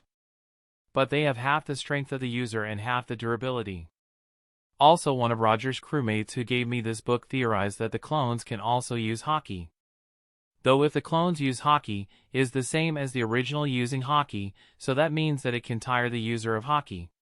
But this fruit also has some tremendous advantages. Obviously, it will give you a numerical advantage. Also, when a clone is destroyed, it returns its memories to the user, so that gives a tremendous potential in spying. But at the same time, unlike a certain technique from an anime in my past life, the clones can't be used for training since the memories of the clones are retrieved like movies and the pain or experience that the clones got doesn't get retrieved. Kisame doesn't want a devil fruit anyway. He wants to be like his father and he doesn't want to eat any devil fruit. Damn, that kid is nice. That is why he is also secretly my favorite child. I have started to understand something too, even though most parents don't say it, they definitely have a favorite child. No matter how they might deny it, I deny it too, but Kisame is number one, with Kakashi coming at a close second. Then when I think which one of my children would be best suited for this fruit, one of them immediately comes to mind. When I returned back to my underground base in Reborn Island, the city has developed quite a bit, and now there are roads and stone houses all around the city, with my castle in the middle of the city. I watch dozens of children around the streets. There is a saying around here that if you see a child in here, there is a 4/10 chance that the child that you see is probably mine. And that is true, but it is mostly so because there aren't a lot of children around here. I don't have that many children. But I still have so many children that no matter how many rich pirates and noble ships that traverse the New World to travel between islands, I still couldn't get my fortune more than 2.000.000.000 set. I mean, sure, 2 billion might seem a lot. But I rob pirates who come with treasure worth hundreds of millions weekly. I guess it is also the material for the city, my weapons for my ever-growing army, and all that. So yeah, a lot of expenses. I should try cutting out the middleman and buy directly from the source. Or maybe I should get my own blacksmiths and weapon makers. But that will be too expensive too. It seems like I will need to get some more monetary wealth for myself. As I keep contemplating the large expenses that take to keep this place running, I look around me. It was all worth it. With big and good built houses and a palace in the middle of the city. It was no wonder that I had to spend a lot. I even started paying people now. Which as a corporate overlord, sucks. Free labor is the dream of every company. I even built an amusement park and a giant Fishman karate dojo in here to train my children and also my Fishman and Merman army and their children too. I plan to grow more and more. I contemplate this all as I walk towards my castle, my mind working at fast speeds, coming up with different ideas and then discarding them immediately. Currently, I have 10,000 fishmen and merfolk civilians in this city. They came here mostly because of the protection. I also have 1760 fishmen and merfolk fighters. I train them all hard to become stronger. With threats about humans coming to make us all slaves one day and such bullshit *t. I mean, slavery is bad and all that, but as long as it doesn't affect me, I don't really care about it a lot. But th3 fishmen ate it up like some fish eat shit, or do they? I believe in my last life I read on the internet that some fish eat our shit, or do they eat their own shit? Actually, that might have been that dog video. My mind moves to another subject again, or more specifically the army. I have about 200 soldiers, as strong as future Arlong strength-wise, which is kind of weak for New World strength standards, like very weak. I also have another 60 soldiers as strong as some strong Paradise captain, as strong as Luffy was during the first half of the Grand Line. Fishman karate is such an amazing thing. It gives fishmen the edge that is rare to have against people, especially against devil fruit user. That is when a dark smile appears on my face. It is about time I started making some big moves now. I have prepared enough for now. Chapter 10, The Children. When I return back to Reborn Island and go to my underground city, when the 50 entrance guards see me, they immediately get up in respect and are about to greet me, but I interrupt them by ordering them. Call a meeting of all the soldiers around my castle in 2 hours. I am going to announce something important. They immediately salute me and say, "Yes, sir." I have trained them to be efficient and orderly. I don't need an army that is halfway drunk or doesn't listen to me. Half of them immediately go to alert the others to meet me in the castle. Half of them must always stay here and protect the entrance. As I walk around the city, I see the giant clock tower in the middle of it. My city has started to resemble a good medieval city with my castle in the middle. I have definitely taken inspiration from some of the cities in my past life and designed it after them. I look towards the west where the mines are. This island is truly full of untapped resources. I earn billions of bellies annually just with the mining industry, though most of the money still goes back into the city. Also, I have a lot of plans on how to develop the mining industry again, but sadly, I don't have the power yet. I know that inventing or doing something original without the power to back it up will simply just be used to make other people stronger. When I enter the yard of my castle, as usual, I see my children just playing around on the grass field.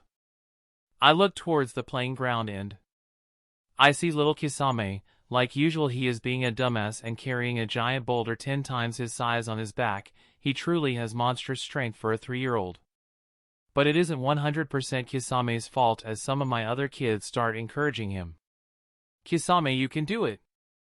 Then they start chanting his name even louder. Kisame. Kisame. Kisame. Then as Kisame sees this, he puffs up his chest in pride and as if he got a sudden strength increase. Fwash! Bam! He throws the boulder at a wall and makes a giant crack in the wall. Kisame and his siblings scream in joy at this. Yeah. I guess Kisame having such high physical strength and being responsible with it is just a pipe dream, especially with his siblings encouraging him to do crazy things.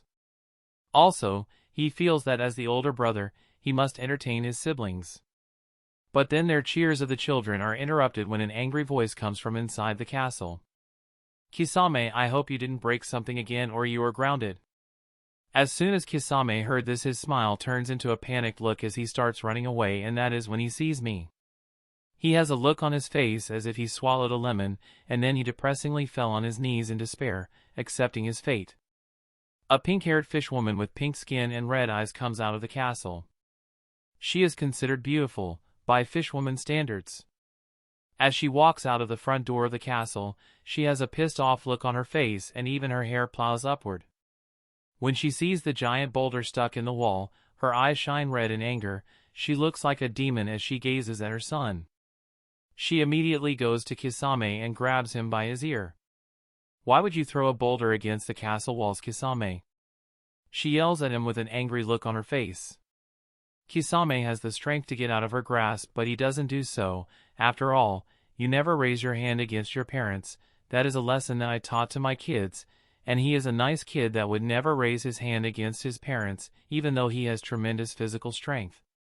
Kisame isn't even hurt as his mother pulls on his ear. He just seems to be thinking about something and then tears come out of his eyes. Everyone can tell that it's fake. Mikoto told me to, says Kisame, pointing towards one of his siblings. Don't do literally anything your siblings say, Kisame, sighs Vika, Kisame's mother, with an annoyed look on her face. Kisame looks apologetic and says, okay. Vika then sighs again and warns him. Don't do this again, okay? Your baby sister just went to sleep. Asterisk UAA asterisk, as if waiting for this moment, a baby's cry comes from the castle. Vika immediately lets go of Kisame and runs towards the castle to take care of my new 12th daughter. Then Kisame gets up and his siblings all just cheer for him, very silently. Which makes a comedic sight for me as I have an amused smile on my face while looking at them. It truly warms my heart seeing them like this, and Kisame really does listen to anything his siblings say. He thinks that it is as his duty as the older brother to protect them all and show them how amazing he is, which also makes him kind of a braggart. Dad! Call out my children as they finally notice my presence in here. And some of the younger kids jump at me. They really don't know how to go easy on their dad. I just stay up like a pillar while they hug me. I also pick up anyone who is about to fall, like Deidara, who is in the top of my head is about to. He just slipped, and just as he is about to touch the ground I caught him by his white shirt. Careful now, Deidara. Though this might seem troublesome from an outside perspective. During all of this I have a smile on my face. Having a family even in a world like this is truly a blessing. I just smile towards them and am about to say something when Ichigo, my 4th son who is half human and has orange hair, calls out to me to try and gain my attention. Dad, I just learned a new sword technique. I gently drop all of my children which are attached like koalas around my body and say to Ichigo with a little pride in my voice. Okay, then show it to me. Children gather up. Then after some time, I had all of my children gather while I told Ichigo to show me the forms. He nods, as he picks up a dull short sword. He then makes a sword drawing stance and he uses all of his power and he kicks off the ground, one imitating the Sora technique. One sword style, fish breath. Fwish! And he moves very fast, 1 meter in front of him with his sword already drawn.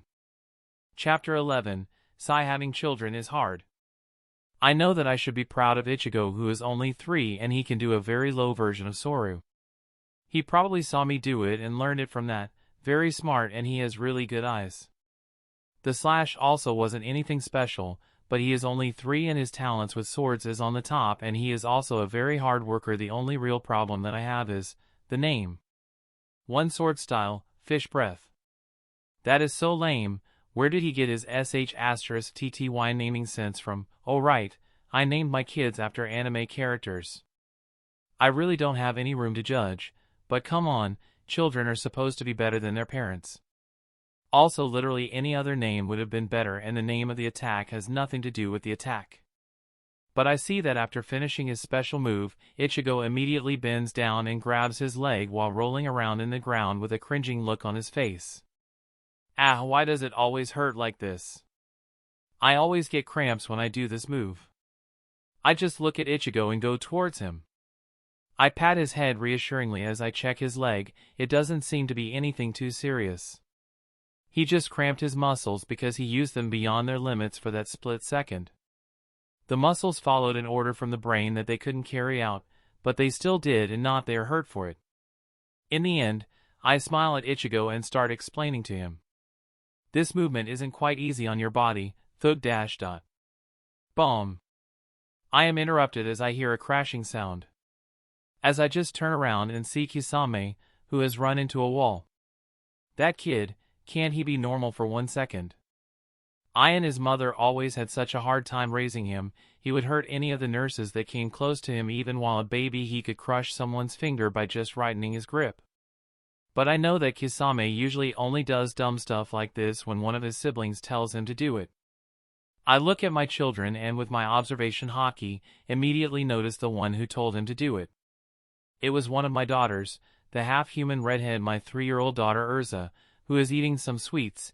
She is also laughing at Kisame while telling a joke to one of her siblings who has spiky golden hair and isn't really listening to her. Then another of my kids with silver spiky hair who is sitting on a tree branch says to Urza with a harsh voice, "Urza, stop telling to Kisame to do stuff like that. Also, don't eat too many sweets or you will get fat." Immediately Urza goes into rage mode, her hair floats up and her eyes turn red. She turns towards the one who said that to her. It is the spiky silver-haired child with a bored look in his eyes. "What the hell did you say, Kakashi?" yells Urza as fumes of anger come from her head. I can't help but think, sigh, these kids sure are stressful to have around. After spending an hour with my kids playing around and even teaching them certain things that they might have an interest in. After that, I go towards the training grounds inside the castle. I pass the weapons room, and when I go inside the room I see one of my other kids. Like always, he is working hard. He has a real katana in his hands and he is swinging it repeatedly. If I was to name my hardest working child, it would have to be Itachi. Unlike his namesake, he is not talented with swords like Ichigo or stupidly strong like Kisame. He is smart, but he is also not as smart as Kakashi. But I know that compared to other kids in the Blue Seas, he is a monster amongst them. And him being half Fishman plays a big role in that, but also because my kids are all extremely active. Kisame truly motivates everyone to be stronger. He is weird like that. It isn't like Itachi has no talent, it's just that here he can't really shine too much. Then Itachi notices me and in his usual emotionless face, he greets me. "Hello, father." Like always, to brighten his mood, I grab something from my shirt and it is a small box. I open it and inside it is some mochi. As soon as he sees that, Itachi gains a weird blush and he just extends his hand. I just smiled and I gave it to him. He sits down and I sit next to him. It looks kind of weird. If anyone saw us, they would think that they were looking at two brothers, not a parent and child. Our age difference is just that. He is so happy that his eyes shine like they have stars in them. He gets happy at simple things like this. Itachi likes sweets and hates tomatoes. Every one of my children has their own preferences. They are no longer just a plan or weapon that I can use. They are real and they are my children that I will love and protect. I just smile gently as I see Itachi eating the mochi. He has a calm look, and as he eats mochi a happy smile appears on his face. It is amusing to a certain extent. In the end, I just shake my head at this and ask Itachi in a relaxed and nonchalant voice, "How is your sword training going?" Itachi's face scrunches up a little when he hears me ask that, then I can already guess how it is going just by his expression. Not good.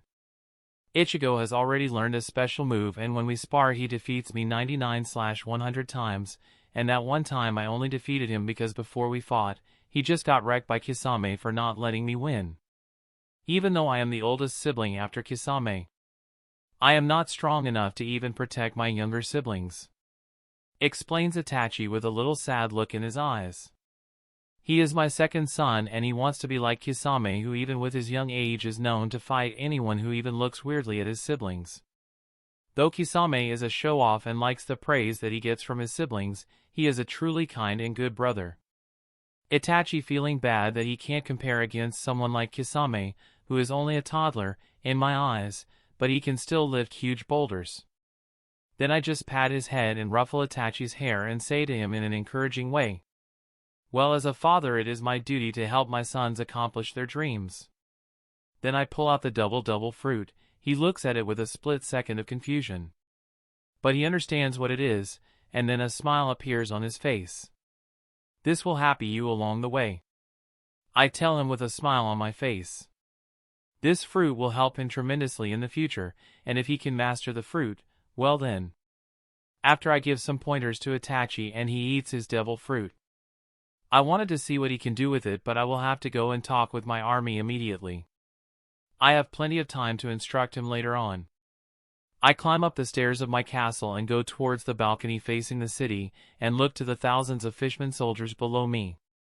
All of the trash, even the strongest amongst them, are about as strong as Arlong, which is pretty much dog sh*t, but I guess I will have to start somewhere. They are only temporary anyway. I can't wait for my children to grow up. They will be the ones to offer me the whole world. But first I will have to give a speech. Chapter 12, Taking Over. I am on the walls of my castle. When I look down I see thousands of fishmen, merman warriors, and even the civilians have come here. Well then, time to make an inspiring speech and all that bullsh*t. I just look at them all with a serious face, and in a serious but encouraging voice, I start talking to them. Fishman kind has never dared to freely live above water, or even on Fishman Island, because they thought, we live a life of imprisonment. That is no life to live. But no more will this be so. We may fall during our journey, but the greatest glory in living lies not in never falling but in rising every time we fall. Don't be afraid of dying. After all, our time is limited in this world. So don't waste it hiding in fear. As soon as I say that, the fishmen below me all started cheering and loudly screaming my name. Whoa! Jaws, Jaws, Jaws. These people really need a messiah like me to guide them into the light. Well, that is obviously ridiculous, but to them, it isn't. They have never had someone give them hope for a better future. But that is no longer so, because I will be the one to fill that hole for them. So, let's go and take Eve this world has to offer before we go to the next one. I announce loudly, giving them even more hope. I want them to not be afraid of death, maybe create a religion? Or some type of afterlife that if they die while fighting then they will go to heaven. That would maximize the benefits for me, so I will try and integrate that into Fishman culture. After finishing all of that whole speech I join my army into going to conquer a new island. I look at my eternal log pose that I bought from the black market. I start swimming towards where it is pointing, and with 1,500 fishmen behind me following. While swimming it looked like a giant wave of fishmen following me. This is good. I have finally started laying down the groundwork for the future. I will need that foundation and armies from my future self to grow into a powerhouse. Well, first we swam for 7 hours through the new world until we arrived at Apennine Island, population 600,000, army around 1,000 soldiers. Population satisfaction with their current leader is low. I chose this place out of nowhere. This was planned all along. This first victory must be astonishing and show my soldiers that we are doing this for the greater good of myself, but they don't need to know that. As soon as I resurface I can see the island, and as it's named Sake, it has houses with a roof in the shape of an apple, befitting the island's name. The most distinct geographic feature of the island is the colossal apple in its center, which dwarfs the nearby mountains. There are 5 smaller apples around its base, and 3 more around its top, near the stem, making 9 in total. The houses are covered in snow and some of the citizens are wearing winter clothing. Also, some of the citizens notice the thousands of fishman heads popped out of the water. "What monsters!" screams one of them, immediately causing panic amongst the population, and they start running away. As they do so, I just have my army land on the ground. Well then, time to start the conquest. Under 3 hours I had this island occupied and all of the humans gathered into the main square. It wasn't even a battle, they just casually gave up on their fight. The hardest part was gathering the people. 600,000 people gave up just like that. Their king is in front of me kneeling. I don't say anything like mocking him or something like that. The winner doesn't need to remind the loser of anything. The loser will always know who is better and then he will act accordingly. I look around and see the faces of the people full of despair. I guess they might be thinking that I will make them my slaves or something like that. I don't blame them. I am not exactly pretty to look at. Shark-like teeth and eyes with blue skin. Being a fishman gave me a lot of advantages, but a beautiful appearance wasn't one of them. Well, by human standards that is. As from fishman stands I am moderately good-looking. In the end, I just shake my head at this and start coercing to the people around me by telling them. When I saw your country I thought it was an amazing country. The people's faces light up a little. After all, if someone compliments you, you instinctively gain a better impression of them. It is a purely instinctual thing that most people don't even notice happening to them. But when I saw the state it was in, I couldn't help but be saddened. A country with so much potential, but it was all wasted. As I continue talking, no one dares to interrupt me. Then I start walking around and say with a serious look on my face, but a nonchalant tone in my voice. I have to say, even then I didn't expect such a weak resistance, and weakness. Even with the advantages that your country has, it isn't even close to your geographical closest island to you, Dressrosa. In comparison to the Apennine Island is truly trash. The people start getting a little angrier at me. Better redirect that hate to someone else then. Though what I have said until now has been only half the truth, what do these misinformed people even know about truth? Then I understood what's happening. It isn't your fault that you aren't good enough. I looked around the island and I saw honest, hard-working people. So that is when I came to a conclusion. It is your leader's fault. He couldn't guide you amazing people to prosperity. He just used you to make himself richer while you stayed poorer. No matter how good the people are, if they are stolen from, this country will never advance. As I say that I suddenly turn around and bomb! Then I kick their ex-leader on the back of his head. He falls on the ground and starts begging me again. Please, please let me live. I will give you everything I have. The people look at him angrily. The king is playing his role pretty well. Usually, not even he would act like this in front of his subjects, but we have his family hostage, so he doesn't really have a choice in the matter. I have seen that to islands like yours there are a lot of pirate raids, and I might seem like a monster to you, but would you be raped and killed by some pirates so? I smile viciously at them as I say this. Let me kill all of your enemies and become my subjects. As I say that I release my conqueror's hockey to make half of them bow down to me and the other half like sheep, they follow what the others are doing and they bow down to me too. They will think that their bodies bowed down instinctively and that it's a sign that I am destined to be their leader. Of course, they know nothing about conqueror's hockey. There will obviously be some people who will be against me, and they will have to mysteriously disappear if they do that publicly. I have no fantasy that all of these people will love me, but I do know that I have the power to keep them all in line. I notice tears come out of the king's eyes. Well, sorry little man, but you will have to become my stepping stone. 1 year passes after my conquering of my first territory in the New World and I am 16 now. A lot of things happened since that time. It feels like I am always working too hard in training. I look at the darkness around me. I am at the bottom of the sea while trying to do some push-ups. Damn, this is hard. With the water pressure I can almost feel my body crack. Damn, I have been having diminishing returns from all of my training lately. It is true that I am currently the strongest fishman in a fight, but that is not enough. After some time I returned back to my base on Reborn Island, and when I entered there the guards were looking at a bounty poster all in excitement. Then when they see me they point the bounty poster towards me and say, "Boss, your bounty has gotten updated again after taking over that last island. It got even bigger, look at it." And then he hands me my bounty poster and Chapter 13, Fisher Tiger. I look at my bounty. 350 million. I haven't really committed any crimes that the world government would know of. But I guess taking over a couple of islands without even giving a sh*t about the world government's opinion does warrant a big bounty. But at the same time, having a big bounty is good in its own right, and very helpful. I can get more goons this way, as they will follow me because they perceive my bounty as a measure of strength. Well, this is a celebratory event then. I look at the others and with a smile on my face I yell out loudly, "Tell everyone that tonight we are having a feast." Yeah, dot. Cheer the guards in joy. They were most likely unsure at how I would react at this. Also, everyone's spirits can be lifted by a feast, and at the same time, I can use this occasion and spend some more time with my children. While this was happening in Jaws Underground City, in Fishman Island, another occasion was happening too. Fisher Tiger POV. I just walked through the hallway to go and meet King Neptune.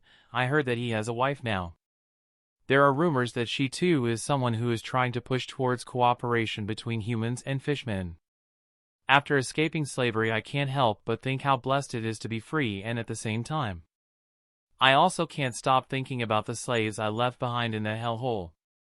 Every night that I sleep as a free man while knowing that slaves are suffering in the hands of the celestial dragons. I shake my head to try and get rid of these negative thoughts.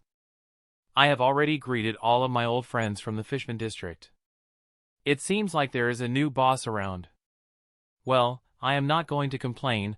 Arlong says that he is a nice guy, but hearing Arlong call someone a nice guy is not exactly reassuring.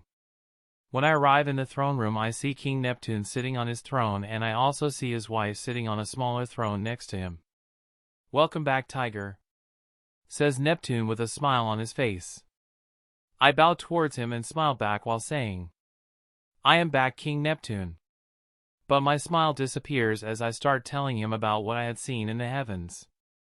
After briefly telling him about my journey, he just looks angry, and when I explain to him my plan to go to Mari Geos and free all of the slaves, his reaction is to look at me with a worried look on his eyes.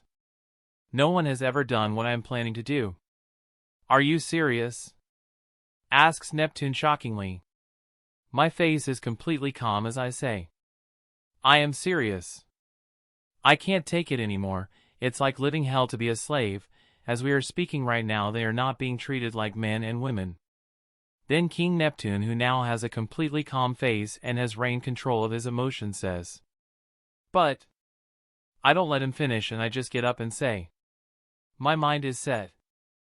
I just wanted to tell you and the Queen in advance since it will cause you trouble. Please don't tell anybody about this." Then Neptune narrows his eyes and says with a sad voice, "What did you see during your journeys?" I just clench my fist, and my face unconsciously morphs into a furious one, and with an angry voice, I said what I truly saw. I saw humans. The Queen just looks into my eyes, and as if she saw something sad in there, she started crying. The King just sighs, and with a voice full of regret he says, "If you really want to do it, then I won't stop you, but I would suggest you go and talk to Jaws." "Jaws? Who is that?" "Oh yeah. He is the kid Arlong talked about." I just look at the Neptune with a questioning look on my face as I ask him, "Why would I do that?" Neptune looked a little uncomfortable at the question, but he still answered, "Let's just say that Fishman Island is under his protection." When he said this my eyes just widened a little. If what Arlong told me he is only 17 years old and him having that type of power is unheard of. That is when I decide to ask Neptune. Who is this Jaws? Tell me more about him. Neptune seems even more uncomfortable at my question, but he just says, Okay, listen. I will only say this once and only once. Who knows how many of my most loyal guards he has under his thumb? Let's start from the beginning. He was abandoned in the Fishman district to some unknown parents, so there is nothing special about him there. He was taken care of by some locals there. There doesn't seem anything special there until Neptune says. And at the age of 6, he joined the Roger Pirates. As soon as he says that, my eyes widen in shock. Every one of the Roger Pirates is widely known and a legend in its own right. Neptune, even as he sees my shocked look. He continued explaining to me the background of this new kid. Yes, he was a member of the Pirate King's crew and was able to convince Roger to let him join. After he left the Roger Pirates, he seemed to haven't been just a simple cabin boy. But when he came back here, he had the monstrous strength that no living fishman could match. He has already accumulated an army and has conquered islands in the New World. It's said that he will be the next member of that group of monsters. He is also unofficially called the Harem King. At the age of 12 he had a dozen kids, and every year he has new children. I don't know if it is true, but I heard some rumors that even his children are all monsters like their father. He is building an army of monsters. Now I am only a king in name. If he wants something from Fishman Island, he will get it, no questions asked. When I hear these things come out of Neptune's mouth, I am in shock. A kid who hasn't even fully matured yet is like this and could possibly become a part of those monsters, the Yonko. After I say my goodbyes to King Neptune and the Queen, I decide to go to where the fishman named Jaws apparently lives. I go towards Reborn Island and see the entrance to it. I also notice that this place was built by a genius. After following Neptune's instructions, I was able to find the entrance. When I enter, I see a big city. How is this even possible? The time, money, and resources needed to build this must have been immeasurable. Not even Neptune seems to know how truly big Jaws' simple base is. I also noticed that when I entered there were 4 guards drinking and dancing while singing Bink Sake. They don't even seem to notice me as an intruder when I walked amongst them. Then suddenly, whoosh! Boom! Something falls from the sky and crashes on the road right in front of me. Chapter 14, Family Dynamics. A couple of minutes earlier, before Fisher Tiger had the incident of something crashing in front of him, something happened with Jaw and his children. Makoto POV, Jaw's first daughter. As the Bink Sake song was being sung around the feast, with the people here singing and dancing. There are mostly children around the castle as they dance and play around singing Bink Sake. While this was happening, I looked towards my mother, one of the human women my father slept with. She used to be a slave until father saved her, and just like usual with her beautiful black hair, and mother has a smile on her face, a fake smile that is, even though father truly loves us his children. He also shows a lot of love to his harem members. The smart people on it know that he doesn't care about any of his harem members. Even I used to think father loved his partners, but that of course changed later on. I remember like it was yesterday when Daidara's mother died. Father cried and comforted Daidara, but at the same time, I noticed that he only did so because his son's mother died and that his son will never truly have a mother. But I know for a fact father definitely loves us. He didn't sleep for 3 days to stay at Itachi's side when he was sick. Father has quite the medical knowledge, so he took care of him. That was the first time I saw my father truly worried. He always seems like he has everything under control, and even if the whole world is against him, he would be able to take them on. That even if the sky were to fall down, he would be able to handle it. Some of Dad's lovers also aren't that nice. There are 3 categories that I would put them on. The stupid ones, the ones who think he really loves them. The smart ones, like my mother, who understood what he really is and they keep quiet about it and just smile and act nice. Then the last category is the bitches.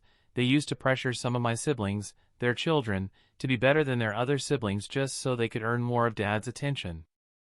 That was beyond simply stupid from them. Though the last category now doesn't do that anymore, as nothing can escape Dad's attention. He knows I am smarter than average. He also knows that Kisame isn't as dumb as he seems. But he is pretty dumb, but not as dumb as Naruto.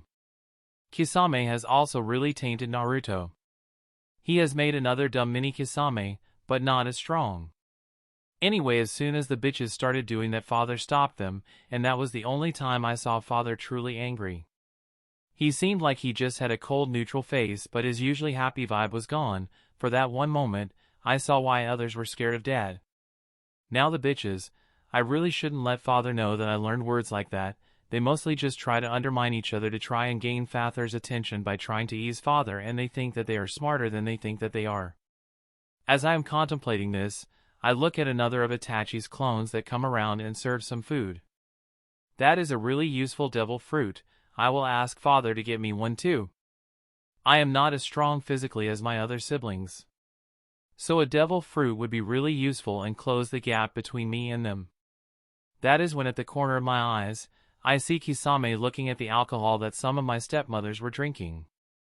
He really seems curious, like he wants to get a sip of it, but he doesn't try his luck since Father doesn't like us drinking alcohol so young, and also he doesn't like us to swear.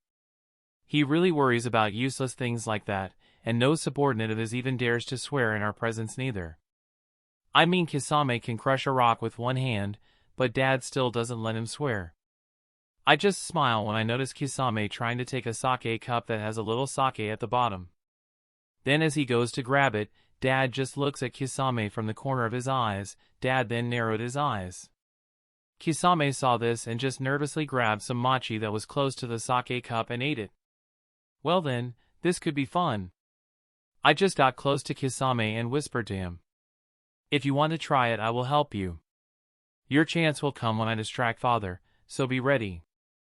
I just walk towards Father, and when he sees me he just smiles and says, "Hey Makoto, you should eat some more. You have gotten thinner lately." I just smile back and answer, "No Dad, this is my womanly figure. When I find a husband I want to be beautiful." As soon as I say that, Father looks down and his eyes are shadowed by his hair.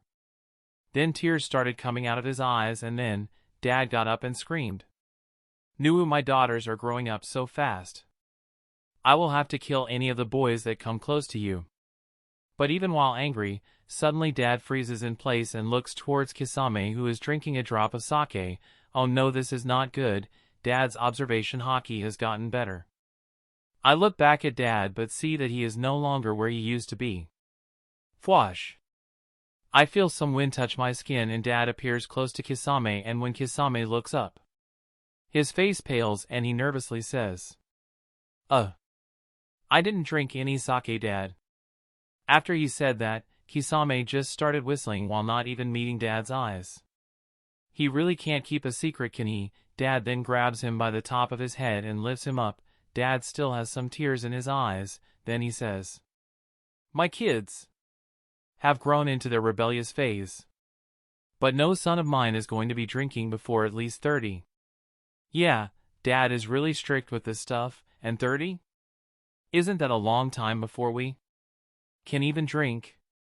Don't you know that alcohol ruins your health?" says Dad as he brings his hand back, like throwing a baseball pitch.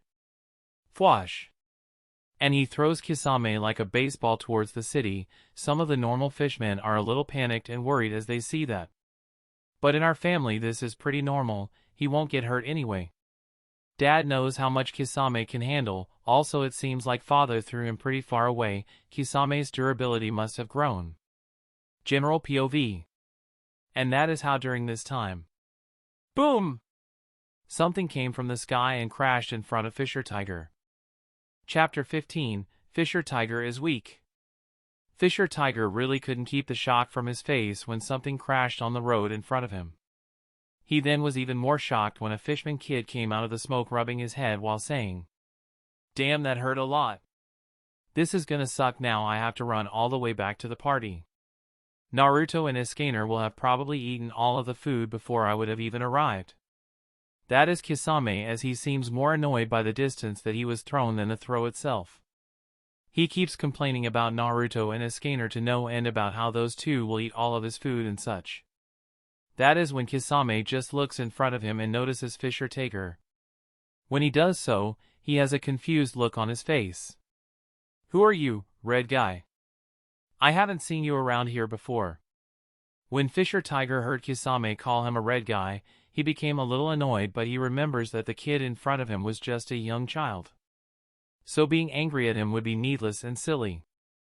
Fisher Tiger decided to answer the kid by saying, "My name is Fisher Tiger. I came here to talk with someone named Jaws." When Kisame heard this, a bright smile appears on his face and he says, "Oh, so you are here to meet Dad? That is amazing, since you must be one of his friends. Anyway, welcome to Jaws City. This place is fun and it is owned by my dad. If you see a child around, it has a pretty high chance of being my sibling, so you better not hurt, annoy, talk, or even let them see your ugly face. Or I will have to beat you up really bad." Fisher Tiger just looked at the child in front of him, talking about violence like it was nothing. If he didn't know any better, he would have reprimanded the kid, but he could already guess whose child this was, and him acting like that would get him killed. So he just said, "Can you take me to your father?" Kisame's smile comes back on his face as he answers, "Of course. By the way, my name is Kisame." Fisher Tiger nods at this. "Nice to meet you, Kisame." He seems like a polite kid, but very protective of his siblings. Contemplates Fisher Tiger as he smiles at Kisame while he shows him the way to where his dad is. After that, they walk along. They are all quiet, except Kisame's whistling, which was loud, uncoordinated, and annoying. Though Fisher Tiger, while looking at Kisame, he couldn't help but think of how he saw him just fall from all of that height and not even have a scratch on him. As Neptune said, a family full of monsters. Thought Fisher Tiger with a slight fear etched into his being. After all, something that Kisame could survive without a scratch, he would definitely die from it. No questions asked. When they arrived back at the castle, Kisame saw his siblings like usual just messing around, with Naruto and Escanor seeing who can eat the most. Though since Naruto was half Escanor's age, he was the one to give up first. Kisame just stealthily tried to not annoy his father anymore, so he went back to eating, not even looking at his father in the eyes as John narrows his eyes at him slightly. Fisher Tiger has a whole different look on his face though. He is a little shocked. When he sees Jaws, he immediately understands that he is definitely the father of Kisame because of their uncanny resemblance. But what bothers him even more are the fishwomen, mermaids, and human girls surrounding him. Even though they had smiles on their faces, some of them seemed desperate, others had a tense atmosphere between them, and some others, even while smiling, have an indifferent look on their faces. But Fisher Tiger didn't dare say anything.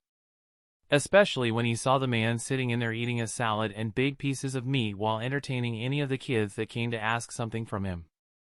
And even with Jaws' casual demeanor, Fisher Tiger could sense that he was no match for Jaws. It was simply pure instinct.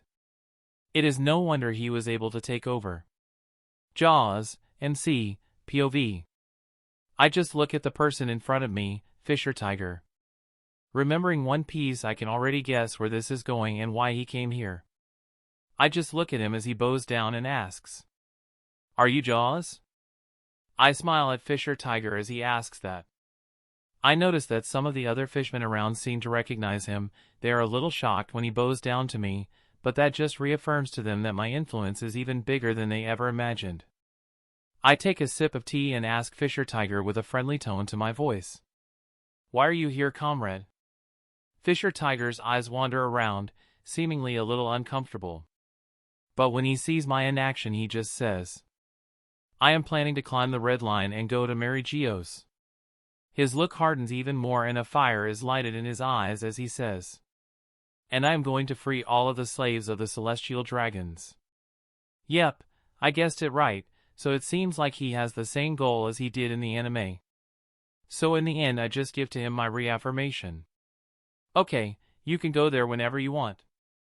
It isn't really a problem for me." Fisher Tiger just has a conflicted look on his face as he says, "Thank you." And then, he just leaves. When he does so, I can hear Makoto, my eldest daughter, ask, "Dad, can he really do it? He seems kind of weak. Kisame could easily defeat him." I just turn my head and look at my daughter. I can see a cold calculating look on her eyes as she looks at the back of Fisher Tiger. Well, she is my daughter, so her doing that isn't surprising. Makoto then looks me in the eyes and I just smile at her while saying, "You shouldn't underestimate someone's will, Makoto. Especially when they have that look in their eyes. Also, there are not a lot of fishmen Kisame can't defeat. My bets are on that he can do it. He will probably free the slaves, and might even come out of it alive." As soon as she hears me say this, Makoto replies with a greedy smile on her face, "I will take that bet. I bet all of my savings 100.000 set." Then she has a mischievous look on her face as she turns towards her siblings and says, "Hey, come and take this bet, you guys. Also Kisame, give me all your money." And just like always, Kisame, who can't just say no to his siblings, without even asking a question, gives her the 100 set that he has in his pockets. They all come and bet. They mostly follow Makoto's bets. After all, in their eyes they are used to Kisame's and my strength, so they immediately considered Fisher Tiger as weak. Well, this will teach them to not underestimate even someone weak like Fisher Tiger. Though there are some who bet on my side. I also see a cat on the pile of money that we all put. I just look at one of my kids with blue eyes and spiky blonde hair. "Naruto, what is your cat doing in the betting pool?" He just looks around unconfidently and says, I spent all of my money, so I put dead cat in there." I can't help but sigh. He did name his cat, Dead Cat. He really doesn't have a good naming sense. Kind of like me actually, I did name all of my kids after anime characters that they resemble. "And if you win the bet, what do you win, another cat?" I ask him out of curiosity. He just puts his finger on his mouth and drools a little as he says, "No, I don't really like Dead Cat that much, so I wouldn't want another. You wanted me to get you a cat in the first place." Sigh, this is really stressful. Chapter 16, Growing Stronger. 4 days pass after the ordeal with Fisher Tiger and in the underground city of Raijin Island. Jaw's kids were all like usual, just messing around the castle. Then another fishman came to the castle holding a newspaper. He had an excited and at the same time nervous look on his face. When the fishman entered the castle, he just yelled out, "Big news!" before he could say anything anymore. Kakashi just kicks the ground under him hard, creating a hole on the ground, and in a second he arrives in front of the fishman with the newspaper. Unlike his namesake, Kakashi doesn't really wear a mask. Even though the silver hair and sleepy eyes kind make him seem like Kakashi, he doesn't even have his namesake's demeanor. When he picks up the newspaper and reads the first page, Kakashi's eyes widen and with a shocked voice he can't help but exclaim, "Bullsh *T." As soon as he says that, his shock wears off and he winces a little. "Kakashi, did you just swear?" comes Jaw's thunderous voice from inside the castle, shaking the building to its core. When he hears this, Kakashi's mind works at maximum capacity to come up with an excuse, and in the end, he says, "No, Dad, I didn't, but it seems like Fisher Tiger really did it. Just like you said." "Really now, that truly is interesting," says Jaw slowly as his head pops out from one of the windows in his stone castle and he just jumps off the window. Bomb! A crack appears below him as he just casually jumps up from 7 stories high. He didn't even flinch as he hit the ground, and he even has a smile on his face. Kakashi just sighs at his father as he does that. He knows that Jaw can do that landing without cracking the ground, but he just decided to do it because it looks cooler. Jaw even whispers, "Another cool landing for me." Kakashi can't help but chuckle a little at this, but even he knows that due to his dad, he can never judge a book by its cover. No matter how he acts, Dad really is scary smart, thinks Kakashi with a certain childish pride rising in his chest at having such a cool dad.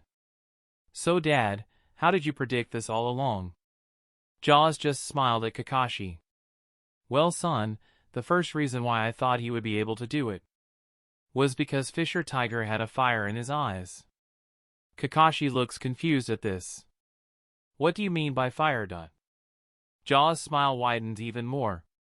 He had the will to do it and he believed in himself that he would do it, so he just simply went and did it. Never underestimate people who have 100% confidence in themselves, Kakashi. It might seem like they are fools and might even seem arrogant, but that in its own way is also power. Kakashi, who prided himself as the smartest amongst his siblings, still couldn't understand what his father meant by that. I still don't get it. Jaws smiled sweetly at Kakashi as he gets close and pats him on the head. You will understand it when you grow up, son. Jaws' eyes darkened as he looked at Kakashi. Anyway, what was that swear word that I heard? My ears must have been playing tricks on me. Right, Kakashi. The pats on Kakashi's head turned into a steel-like grip as Jaws grabbed Kakashi by the top of his head and just looked at him in the eyes. Kakashi was panicking a little since his father is very harsh when any of his children speak swear words. But on the outside, he was calm as he said, Yes, father, said Kakashi, calling Jaws father instead of the usual simply dad. This is Kakashi's slight tic that gives away that he is hiding something or lying.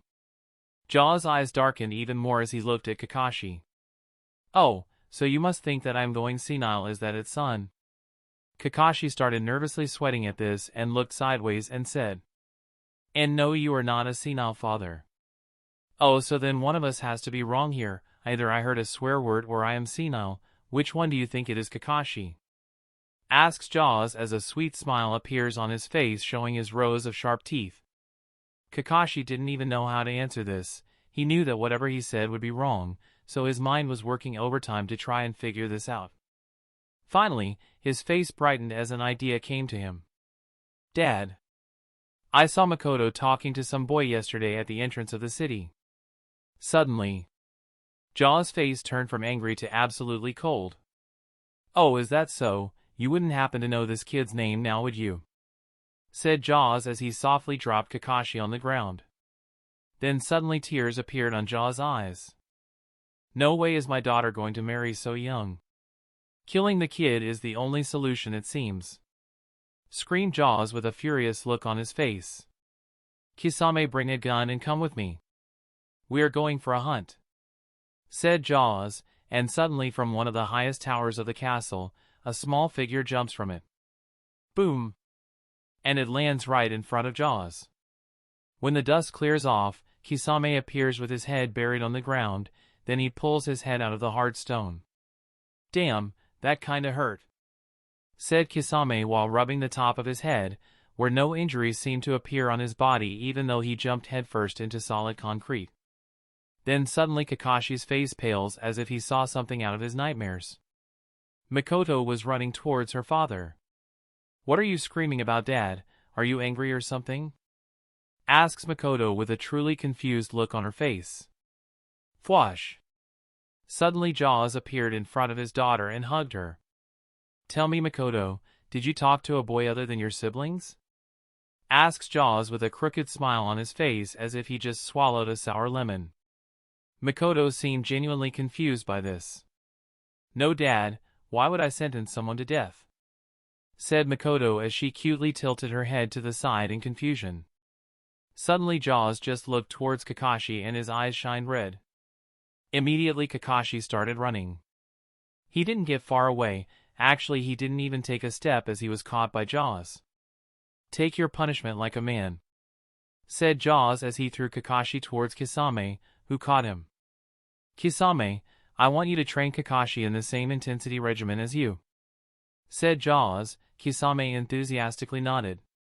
I will do my best, father, said Kisame full of excitement as he put Kakashi over his shoulders like a sack of potatoes, and started running to his training ground while saying to Kakashi, Don't worry, brother, we will start light, just break 10 trees with your head and do 10,000 push-ups with a small boulder tied to your back.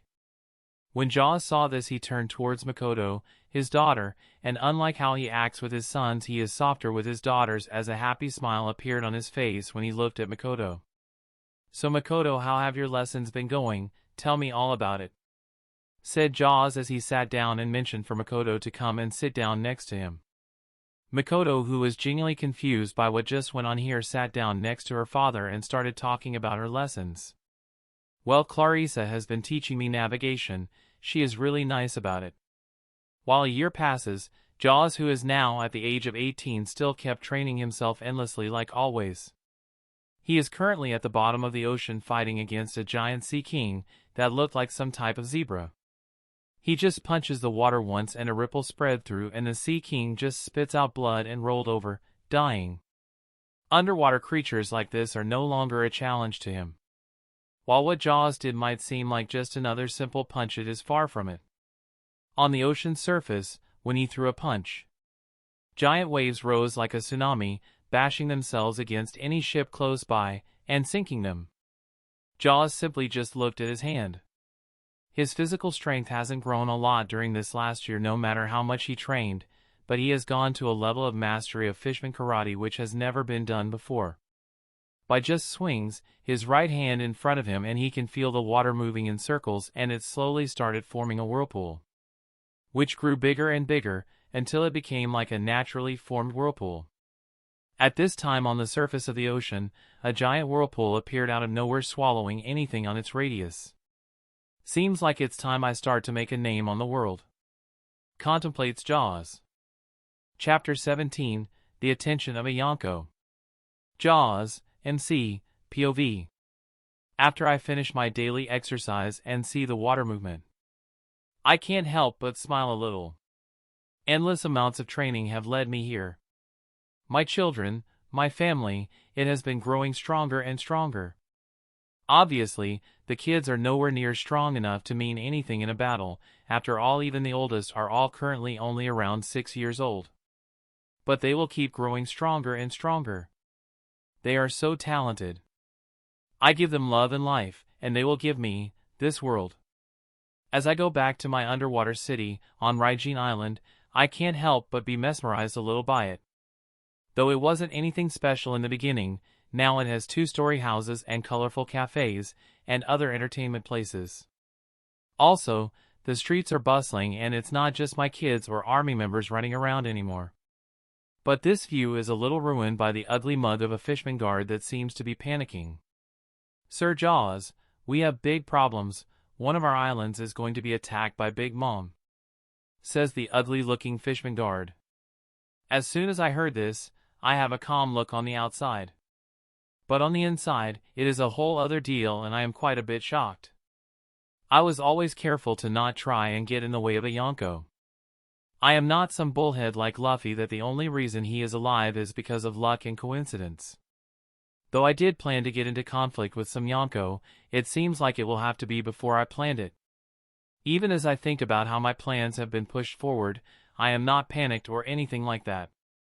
After all, General POV. Close to Applenine Island, there is a fleet of ships decorated to look like different sweets, cakes, and other such foodstuffs. They are the Big Mom's fleet, and in a ship which was bigger, the ship actually talked too. There stood a man that is very tall and slim with brown eyes, a pointed nose, pink lips, and a very long thick tongue.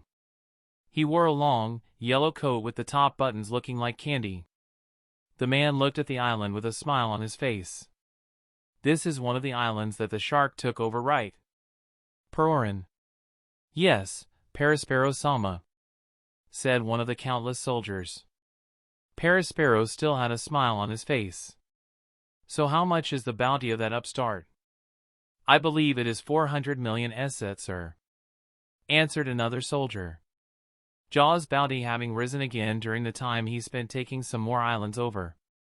He goes around taking over islands with that type of bounty. He should know better than that. He should know that the new world belongs to the Yonko. And him doing something like that in this part of the world is stupid. That shark should have stayed on his own fish tank. After all, the nail who stands out the most is gonna get hammered. Perorin, says Perispero, it truly is like that. They have no grudge towards Jaws, it is simply a matter of reputation. After all, from their point of view, Jaws is a weakling who took over a lot of islands needlessly. In a way, he bit more than he could chew. Then as the ships got closer to Applenine Island, something strange happened. Out of nowhere, a whirlpool appeared in front of them, and it rocketed the main ship of the fleet where Perospero is standing on. He walks at the front of the ship and looks at the whirlpool calmly, his eyes narrowing. So the fishes have decided to fight back. Now that is what I call a very bad move. Perorin, says Perospero as he still has a smile on his face. He uses his observation hockey to sense what is going down there underwater. What he senses is just what he assumes are fishmen swimming in a circle and most likely using their fishman karate to create a whirlpool. They are using their strengths and not coming to the surface at all. This could be troublesome. There are quite a bit of devil fruit users in the crew that I have with me. One hit with seawater and we will be weakened tremendously. And even the normal members, if they fall into the water, with fishmen all around, they will also be easily killed. Analyses Perospero, but even while thinking that on the inside, his outward appearance displayed nothing but confidence. A leader must lead. Perospero just points his hand towards the whirlpool and his hand is encased in candy. Candy Maiden. Perospero creates a giant iron maiden out of candy and the creation went underwater to try and trap any fishmen inside of it and kill them all. Boom! But instead of that, a shockwave rings through into his arm and his candy maiden slowly cracks and breaks. Splash. Then out of the water comes the perpetrator. Jaws just lands on the ship in a crouching position while he says, "Superhero landing," and turns around with a big smile on his face. So, you own some type of candy factory? Or are you a pervert? Maybe both? Jaw asks that with his smile never left his face. Perospero, on the other hand, didn't waste any time in interactions. He can sense that the man in front of him is not to be taken lightly. Candy wave. A wave of candy shots towards his opponent.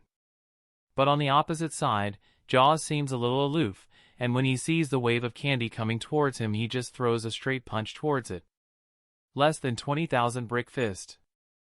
The candy wave suddenly stops on its tracks and cracks form all around it and it explodes while breaking apart. Boom!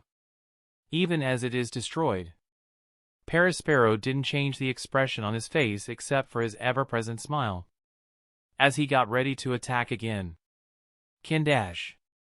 But this time he is interrupted as an invisible force hits him in the stomach, and he spits out blood. Blue. He then is forcefully pushed off the ship by the shockwave and goes overboard, towards the seawater. But Perospero simply created more candy from his hand and aimed it towards the water. Candy snail. Very quickly a snail-like construct made of candy is built by Perospero, and that stops his descent into the water. "You are quite strong, aren't you, little shark?" says Perospero as his eyes narrow with a dangerous tint in them. Even his ever-present smile dulled a little as he says that.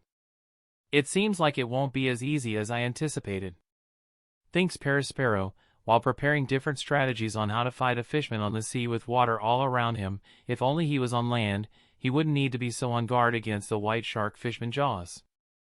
While Jaws is still on the ship looking down at Perospero, he also wasn't as relaxed as he seemed.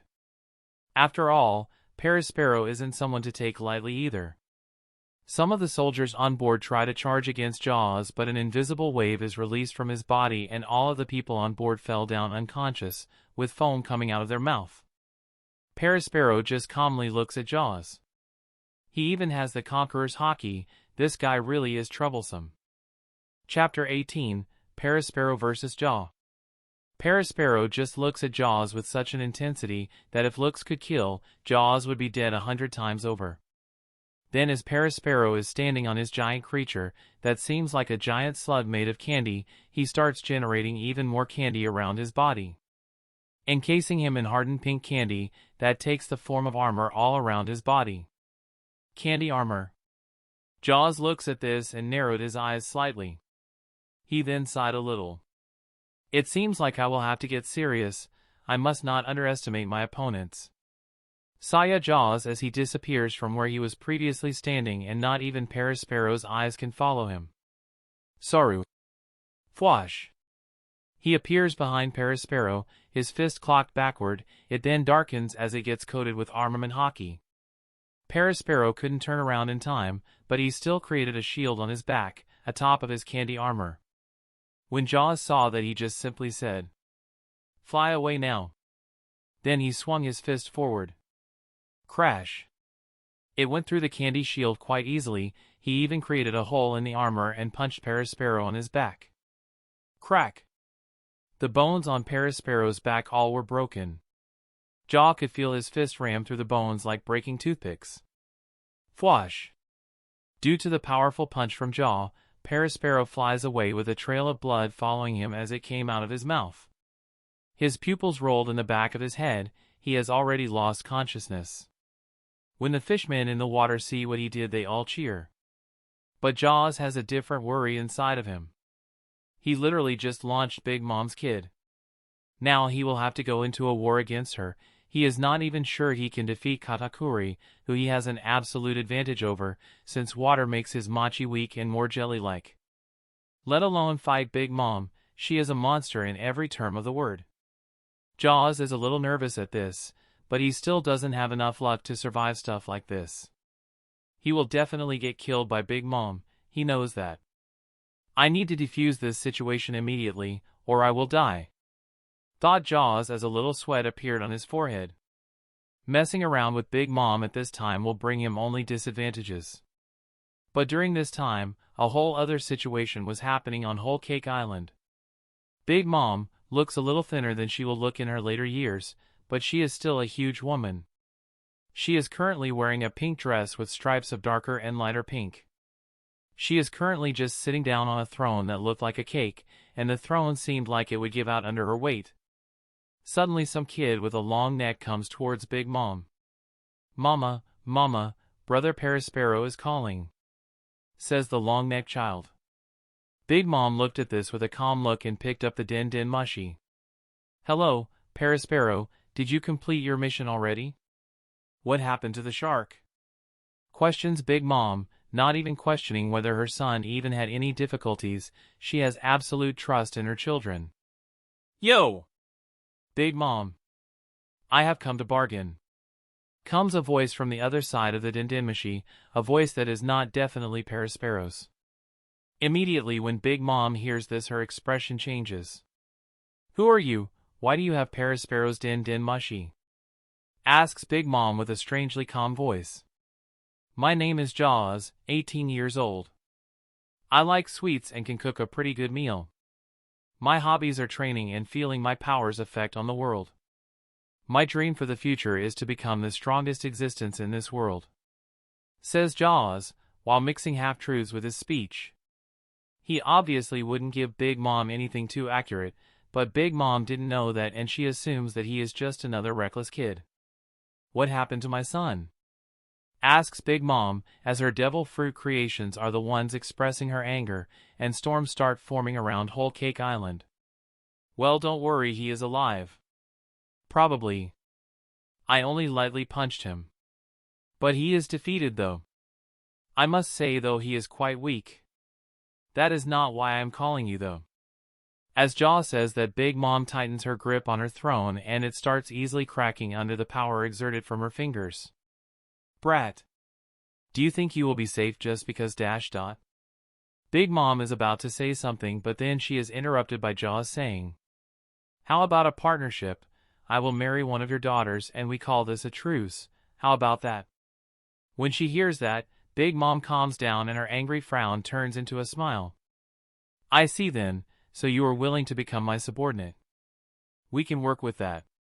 Suddenly the Den Den Mushi's eyes turned into a frown, as Jaws said, "Impossible, either let me marry your daughter with the name Smoothie or there is no deal."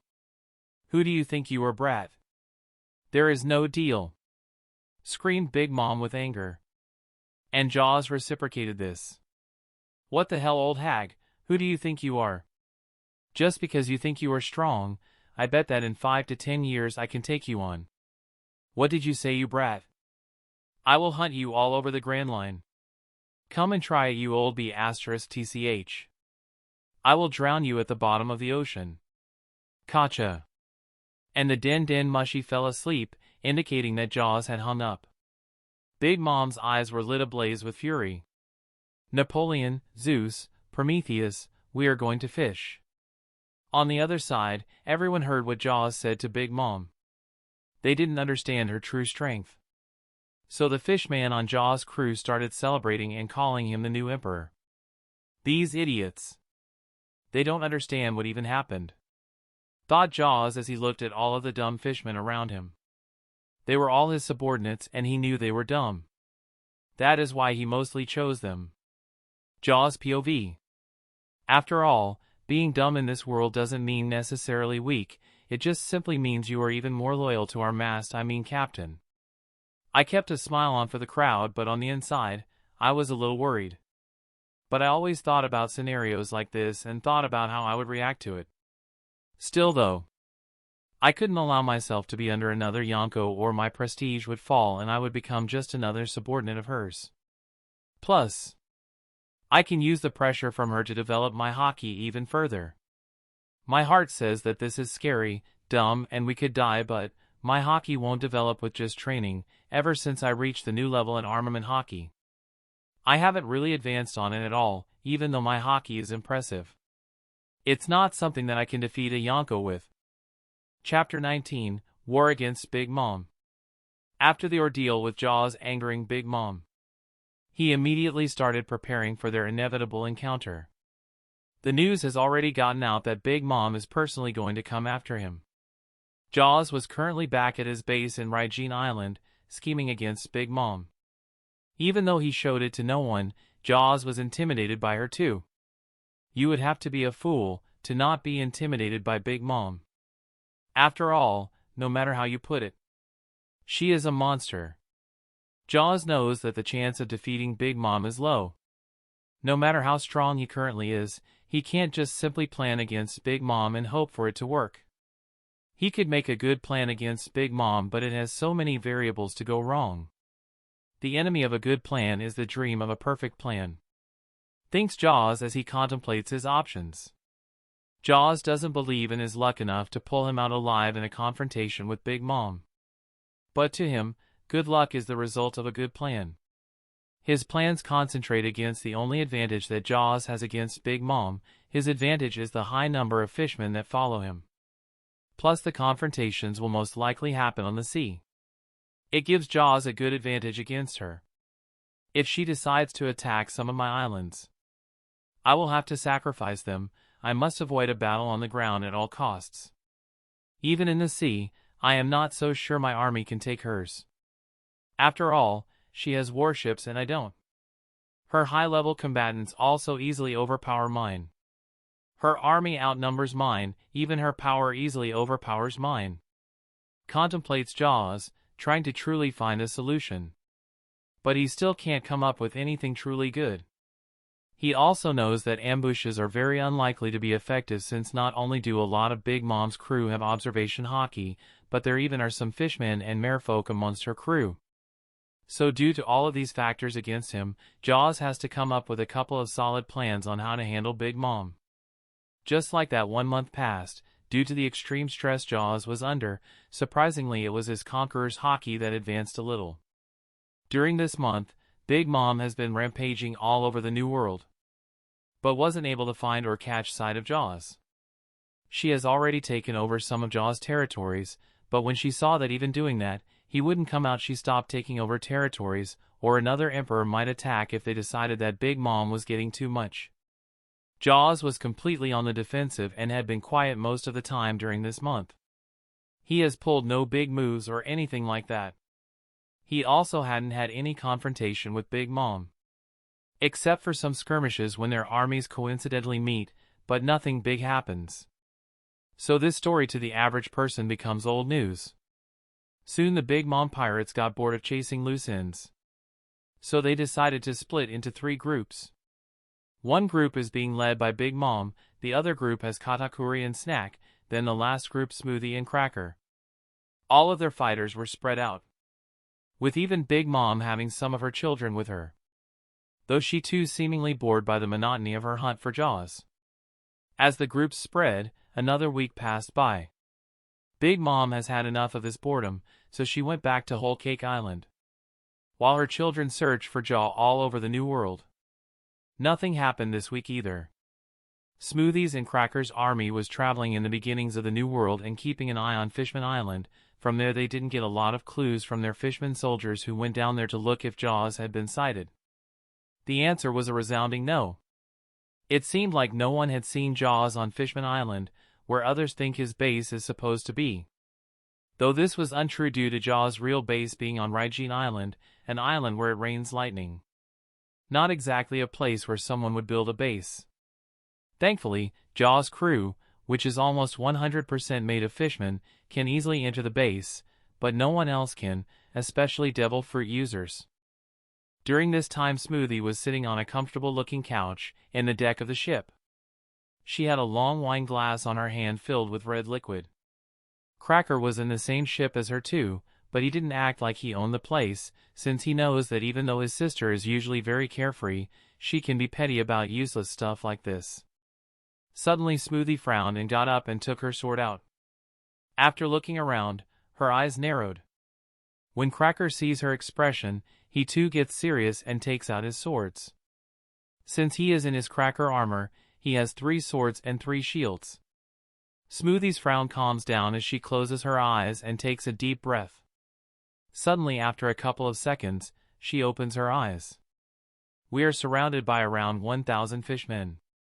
They are underwater, so I can only guess that they are fishmen. It seems like the coward has finally decided to act, says Smoothie, criticizing Jaw for saying such big words to Big Mom and still only hiding, and in the end, the thing that he does is an ambush. That won't work because of a lot of observation hockey users here. Suddenly she senses that some of the fishmen seem to be approaching the boat. She just smiles at this. It seems like I am going to have fish for dinner tonight. As she says that, she goes to the edge of her boat and swings her sword. Fwash! Immediately a sword beam is created and it goes towards the water. Boom! But it was still only a small splash, so it didn't hit anyone who was deep underwater. She turns around and orders her crew. Bring out the prisoners. Her crew immediately nod, in fear of her. After a couple more seconds, they bring out a dozen or so prisoners. Smoothie immediately goes towards the prisoners who look at her in fear. Some of them bow down to beg for their lives. But she just simply fwash! Stabs them, one by one, using her sword, and with the help of her devil fruit, she gets all of their nutrients and her body grows bigger. This should be enough, thinks Smoothie, as her body gets bigger, and even the giant ship that she is in starts rocketing. Her height has reached up to the sails of the ship. Be careful, sis, or you might sink us, warns Cracker as he just looks from the sidelines. After all, water is his devil fruit's weakness. So he has no plans to get in a fight with someone like Jaw, a master of fishman karate. Smoothie just nods at her brother. Don't worry, I won't need to grow anymore. She gets ready to swing her sword, but suddenly, a crew member of the ship approaches Cracker from his back. Strangely, his presence was hidden in. Boom! A punch lands on Cracker's back, just as Smoothie is about to attack the fisherman. The punch wasn't just a normal punch, as it easily cracked through Cracker's armor, and it hit his real body. Cracker attempted to block with his sword, but that broke too, and when the attacker's fist impacted him, Cracker felt like his insides were being scrambled. Cough! He coughs out a river of blood from his mouth, as his eyes roll to the back of his head. His biscuit armor disappears into cookie dust. As Cracker falls in the ground, unconscious, taken out by the mysterious attacker, who was covered in a cloak. Smoothie immediately turns her sword swing towards the attacker, and while she attacks she asks, "Who are you?" The attacker doesn't answer, even as the giant sword comes towards his head. But before the sword reaches the attacker, he pulls out his own, big claymore sword as the sword turns a dark shining color. Ping! As he clashes with Smoothie, both of their swords lock into place. Since her giant size rises her strength, she is surprised when she sees the person in front of her hold her in a stalemate in strength. But when the swords clashed, a strong wind was created due to the shockwave. So the hood of the cloak was pulled off, revealing the identity of the attacker. When Smoothie saw this, her eyes burning in anger, as if a flame resides in her soul, she says. It's you. Chapter 20, Inevitable Enemy. As Jaw clashes swords with the gigantic-sized Smoothie, he smirks as he notices that she has a look of anger on her face. Foolish girl, this will cloud her observation hockey, thinks Jaw as he immediately holds his sword with one hand and pulls back his free hand as the hand darkens. Fwash!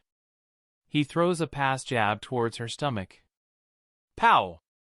The blow hits. Smoothie winces at that. She could feel her organs being smashed around. The pain stuns Smoothie for a split second. That is when Jaw's hand with the sword moves in weird motion too, and his sword gets through her guard, and like a snake, it goes straight for her head. Jaw simply says, "Sorry, but I am not competent enough with a sword to hold back." Suddenly a voice behind Jaw says, "No need to hold back."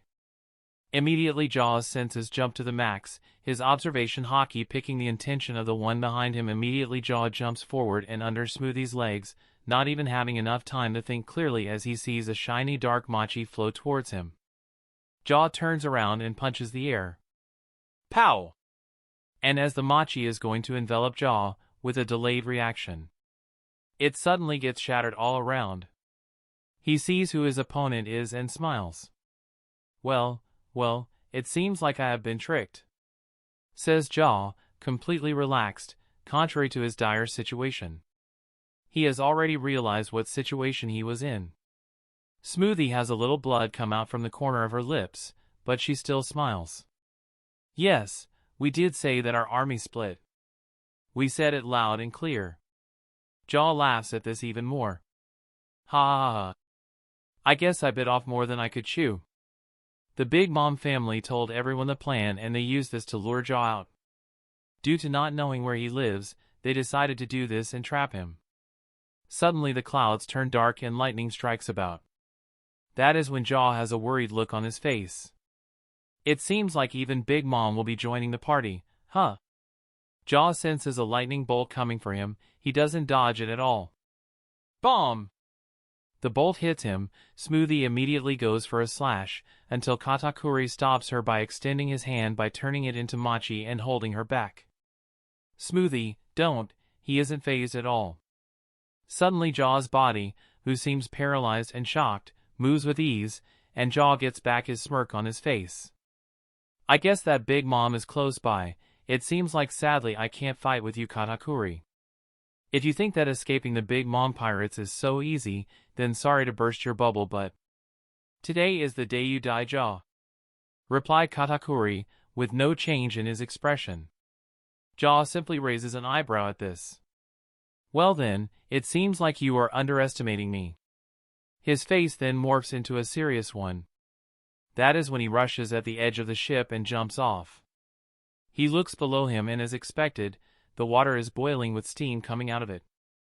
The Big Mom pirates have fought countless fishmen like Jaw, so they know how you can catch a fish at sea. But Jaw's body is immediately covered in a black color hockey. He also closes his eyes so they are not hurt by the heat. He relies completely on his observation hockey to see. Splash! As soon as his body hits the water he can feel the extreme heat, but with his hockey, his body easily handles it. He starts swimming away when he sees that some of his soldiers were killed by the heat. But they were the weak ones who couldn't escape. It seems like I lost this confrontation, thinks Jaw, a little saddened by the outcome. But he wasn't discouraged at all. Expecting to win against Big Mom just by himself is a faraway dream, and he knows that. His years of training are nothing in front of someone like Big Mom, who was born to be a monster. She most likely didn't need to physically train a day in her life to get her power. But contrary to feeling jealous of Big Mom's natural-born strength, Jaw, on the other hand, doesn't complain about anything like that.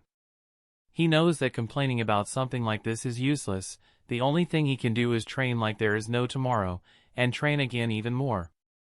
Until one day, he can fight with monsters like her on even foot. This world's physical training has amazing results. Someone can get buff by just doing 10 push-ups every day, thinks Jaw, and as he feels the water around him get colder, know it's returning to normal temperatures as he is going deeper into the ocean. A smile appears on his face. If I train endlessly, I will one day catch up. No, I will surpass monsters like her. Then I can be a father worthy looking up to. It doesn't take long for Jaw to arrive deep enough where the heat doesn't reach him. He looks around and sees his soldiers who survived. They all had angry looks on their faces. One of them gets close to Jaw and bows down.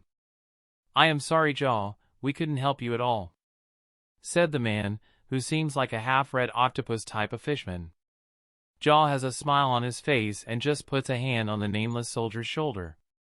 "No need to worry, you guys would have just died for nothing if you tried to help me." The man smiles back and promises that he will do better next time. But while Jaw is saying that, in his mind, none of these people will ever even come close to being helpful. But he will have to make do, until his children grow up. "My precious children, we shall have this world together. I will give you my love and you will give me the world," thinks Jaw as he just flexes his muscles, feeling the power inside his body. "I should train some more and plan on how to counter Big Mom if we fight personally. So like this, one more month passes, no more skirmishes with Big Mom happen." It was almost totally quiet. And during this time at the bottom of the ocean, Jaw is currently meditating, trying to train his observation hockey and widen its range.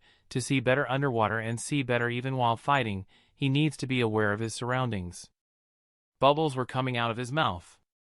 Suddenly his eyes open and he looks around with his observation hockey. A disappointed look appears on his face. No progress at all. Despaired Jaw a little. No matter how much he trains, his hockey isn't getting any better without battles. My will isn't into it. I always have an escape plan. That isn't the mindset I need to get my hockey stronger. Then it's simple. I will just temporarily change it. To Jaw, it seems inevitable that he should fight a strong enemy to train his hockey. And that enemy will be Big Mom. He knows that Katakuri, though strong and would be a good challenge to Jaw. That would be only if he didn't use Fishman Karate, which is a direct counter towards Katakuri's Machi Machi no Mi. So he can't fight him, and the other Big Mom Sweet commanders are too weak for him. He knows that he needs someone that he can go all out against, and then go beyond. He could go and fight the Kaido pirates, but he knows that he doesn't have the luck Luffy has. As soon as he gets the enmity of 2 Yonko, he will immediately have to go into hiding. His power is insufficient to survive something like that, plus he might spark a premeditated Kaido and Big Mom alliance, and that would spell doom for him. He knows that much at least. During this time, in the New World, Big Mom has other plans. She is currently on her giant ship, inside the captain's cabin. She is talking with someone from a Den Den Mushi. So then it is confirmed that that is the little fish's hideout. The Den Den Mushi has a frowning look on its face. "Yes, Mama. It has been confirmed. Bonjour." Big Mom's smile turns malicious. Who would have expected that someone would hide on that island? Well, it seems like I will be cooking a lot of fish tonight. Gotcha! Big Mom turns off her Den Den Mushi, transponder snail. The smile on her face wouldn't go away. "Mama mama mama," laughs Big Mom. "It seems like after months and months of searching we found your hiding place, little fish." Big Mom and her children were careful to not let the information get out of their family or very close associates. They knew that Jaw has informants on the Big Mom crew, and Jaw getting that information would be disastrous. It took them quite long to find him. If there was to be a next time, it would take years to find him again. 14 days passed like that and Big Mom could finally see the dreaded place. The place that they discovered that Jaw is hiding is a place called Desert Island. It is a relatively small island on the calm belt. The Big Mom pirates couldn't help but be surprised at his ingenuity. A fishman army living on a deserted island is a first for them. But as the whole Big Mom armada with hundreds of ships gets close to the island, they immediately notice something strange. A man, no, a fishman, was flying, no, more accurately, he was jumping on air as he looks at them. It is Jaw, with a smug look on his face.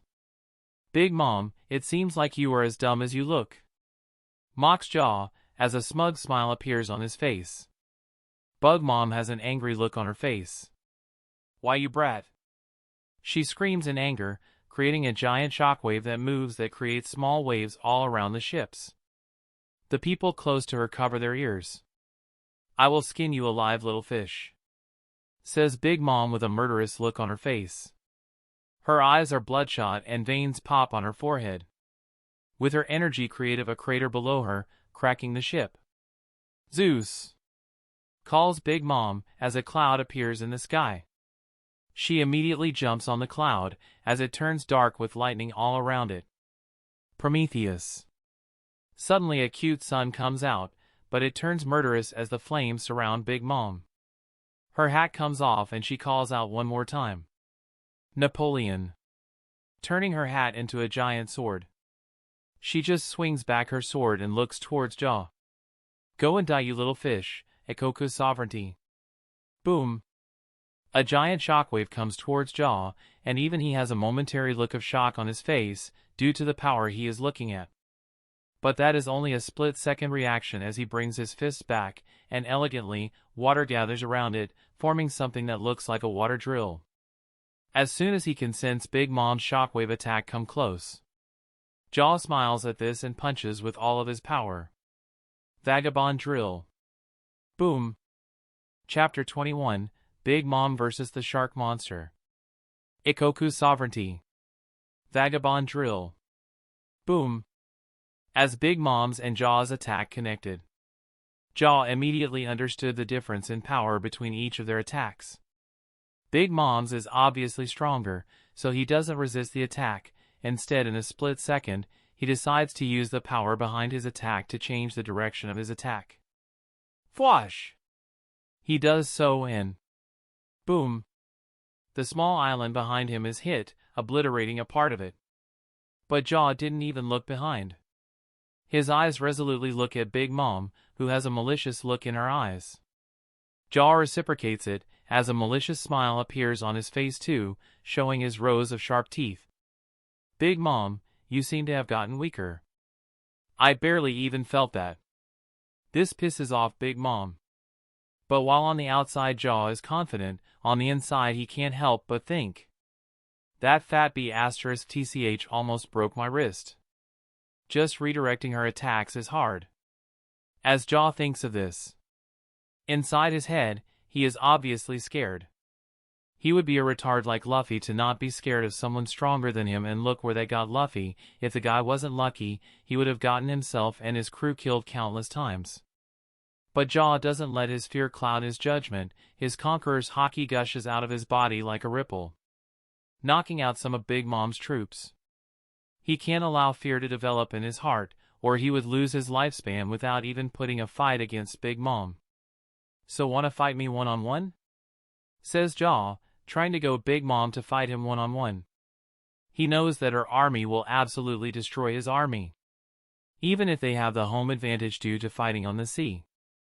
Big Mom frowns at this, and Zeus, the dark cloud, flies above her and she jumps on the cloud, who starts crackling with lightning. Fwash! BZZT. Jaw's eyes widen as he immediately uses Jeppo, as he is midair to dodge sideways as a giant lightning bolt tries to hit him. Big Mom just looks at this as her smile widens. "You are too weak, little fish. Pirates have no rules when they fight." Jaw smirks at this. True. As he says that, he sees that the furthest away ships of Big Mom's fleet start sinking. The fishmen have already started attacking the outskirts. Pow! But suddenly, Jaw winces as he feels something hit him on his leg, stopping him from performing Jeppo, so he starts falling towards the water. He notices that it is just a beam thrown with extreme power. He looks towards the direction where he saw the assailant. He sees Katakuri's gaze locking into his own. "It seems like I can't win this battle, but it doesn't matter. I know I can't win anyway. I am just going to use them for training." Jaw then uses a one-leg Jeppo.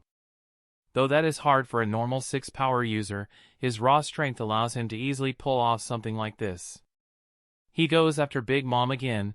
A katana is thrown towards Jaw from underwater and he catches it. He then gets close to Big Mom, who just swings her sword toward him. Jaw uses his katana, coating it with advanced armament haki. Clank! As the sword clash, Big Mom uses all of her power, but Jaw doesn't use raw power. He goes for technique, as he uses Jeppo to maneuver himself midair out of the clash, loosening his grip on his katana, as not to clash with Big Mom on raw power. But as soon as Big Mom finished her full swing, Jaw sees an opening. He also senses some beam bullets coming towards him. He knows that they were thrown from Katakuri, most likely because he saw what would happen next. Fwash! In a fluid and fast motion, Jaw swings his katana towards Big Mom's midsection. Water surface slash.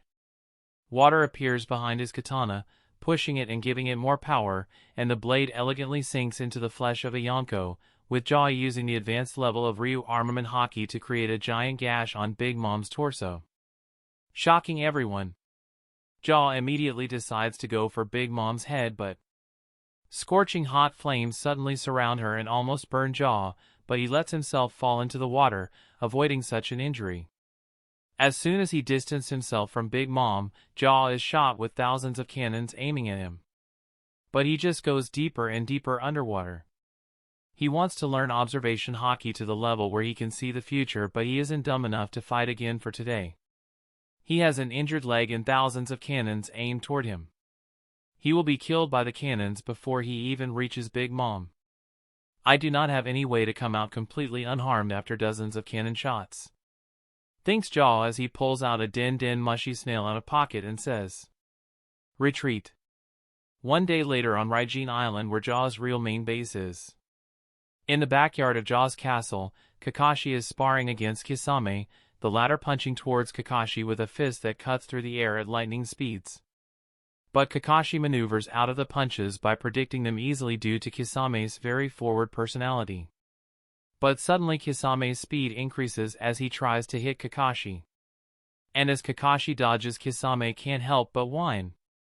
"Kakashi, if I can't use my sword or Fishman karate while you can use your everything, if not fair."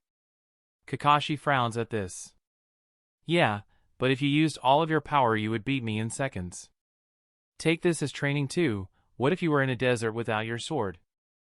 I would never go and do something stupid like that," says Kisame, as if telling the obvious. Suddenly they hear a stop and stop fighting. They frown as they are familiar with that scream. It was Makoto's scream. Fwash! Both Kakashi and Kisame go towards it. Worried about her and assumed the worst, their faces were cold. "I will kill anyone who dares to touch my family," thought Kakashi and Kisame at the same time. Their faces both cold and their eyes promised untold pain to anyone who hurt Makoto. But when they arrive and see Makoto just smiling around with all of her siblings, they were all looking at a newspaper, well except Naruto, who is looking at his cat and drooling. Kakashi and Kisame relax at this. Kakashi even seems a little annoyed at this. "What the hell are you guys screaming about?" Kisame on the other hand notices that Naruto is about to bite down on the tail of his sleeping cat. "Oi! Oi! Don't eat that, Naruto, you can go and eat in the kitchens." Kisame just picks up Naruto and stops him from biting his cat. Then he puts him in a piggyback and goes to see the newspaper that has even Kakashi shocked. But his eyes widen in shock too as he sees the front page. The new Emperor of the Sea? The shocking battle between Big Mom and the monster shark has had a surprising outcome. Then they see their father's new bounty. 1,300,000,000. Chapter 22, Attacking During an Opportune Time. Jaw's new bounty was 1,300,000,000 S-set.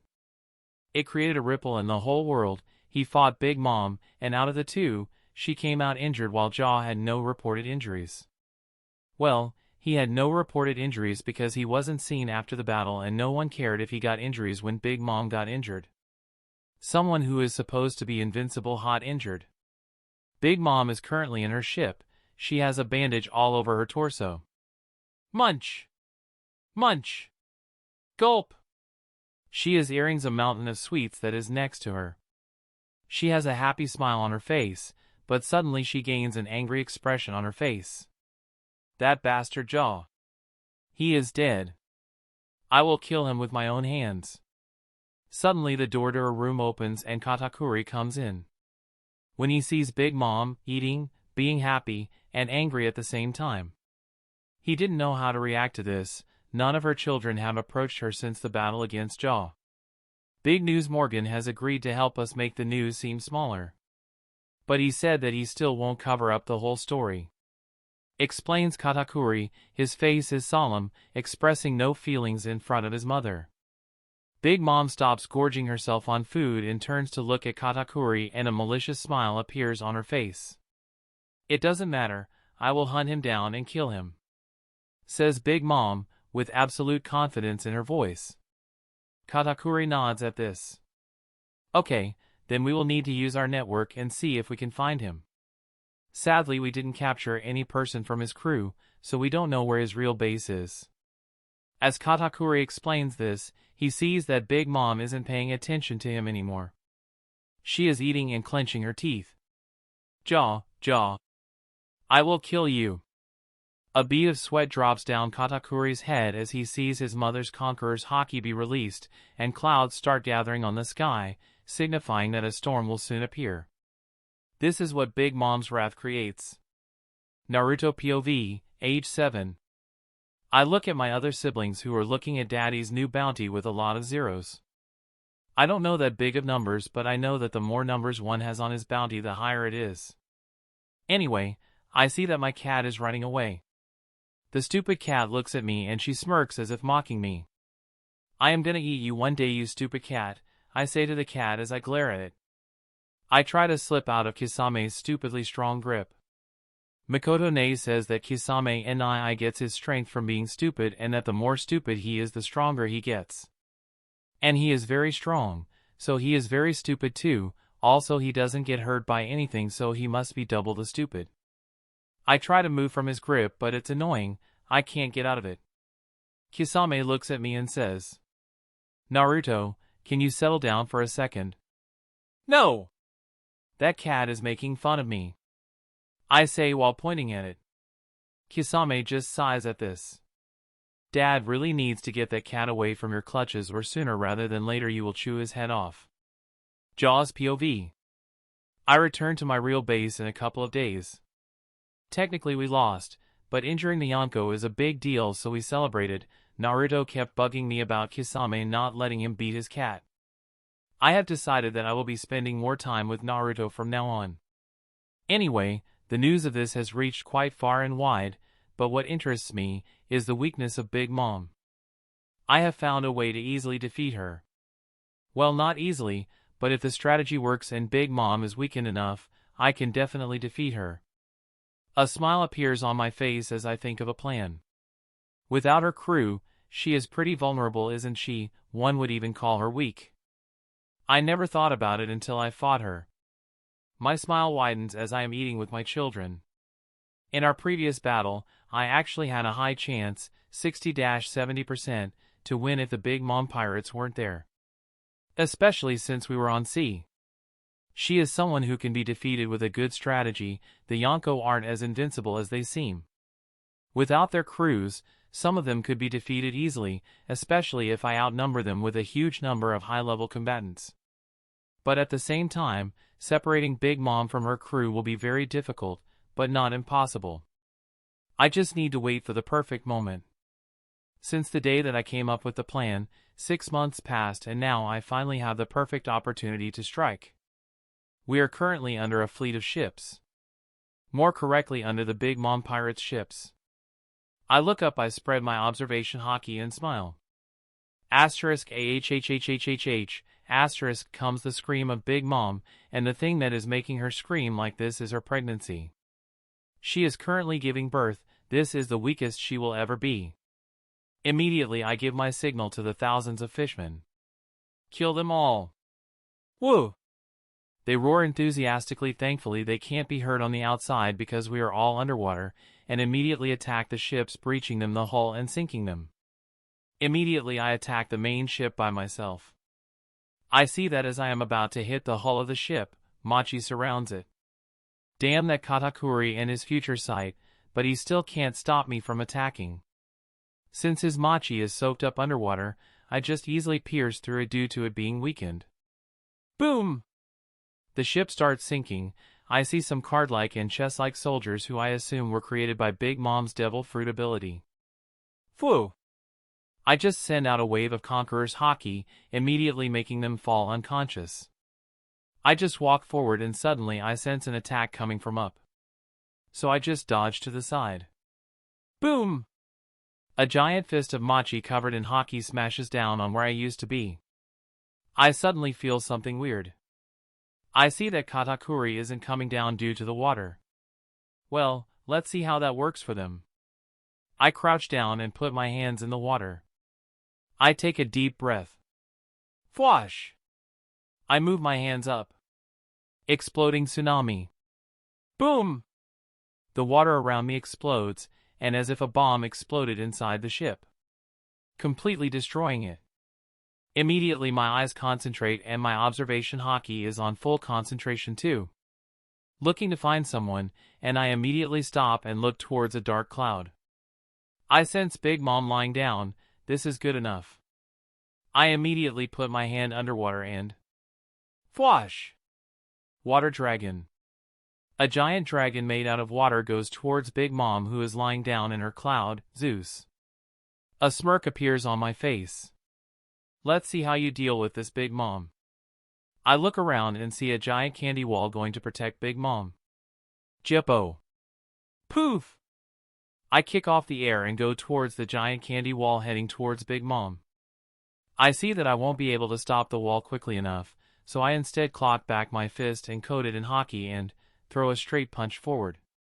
5,000 brick fist. Nothing happens as the candy wall goes in front of Big Mom to protect her from the water dragon. But suddenly... Crack! Boom! It is broken. YESSS.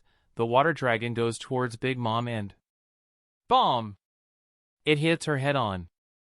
Chapter 23, I can see. As the water hits Big Mom, I rejoice inside my heart, but then my eyes widen when I see the dark Haki-coated Machi surrounding her. I clench my shark-like teeth in anger at this. Damn it! I was so close. For a split second, I thought that I hit her. Fu asterisk K, this. Okay, I need to be calm, so I just take a deep breath and think back on everything I know. I don't have any right-hand man, no one who can stand by my side and have my back. My kids are too young to do that, and the minks that I have on my side are not good for combat that I plan to have. They can't fight good underwater, and my fighting tactics until now have been to use my strengths against Big Mom's pirates' weaknesses, or else I wouldn't even be able to compete against Big Mom. Anyway, it doesn't matter now. I can see Big Mom just get up and start eating the Machi around her. It seems like another loss for me, Fu asterisk K. I can't continue like this. I haven't been able to win any confrontation with her. Her kids always get on the way when I am about to soften her up a bit. As I am using Jeppo to jump on air, I take out a Dindinmashi and talk into it. Retreat away from here. Go far away, return to Fishman Island. As I say that, the fishman who has the Dindinmashi understands what I mean. They mustn't return to the base, or they will put my children in danger, and also the enemies mustn't discover where our base is. But the base can be rebuilt again even if found, but putting my children in danger is unacceptable.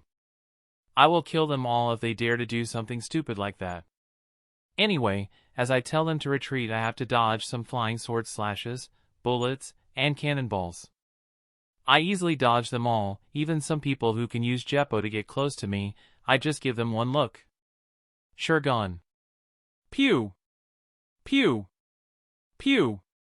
I use my finger to push a fast bullet-like projectile of air that goes towards them, and it hits them all on the chest, close to their hearts. They were some random mooks, in no way they had the speed to dodge my attacks. Machi Crusher.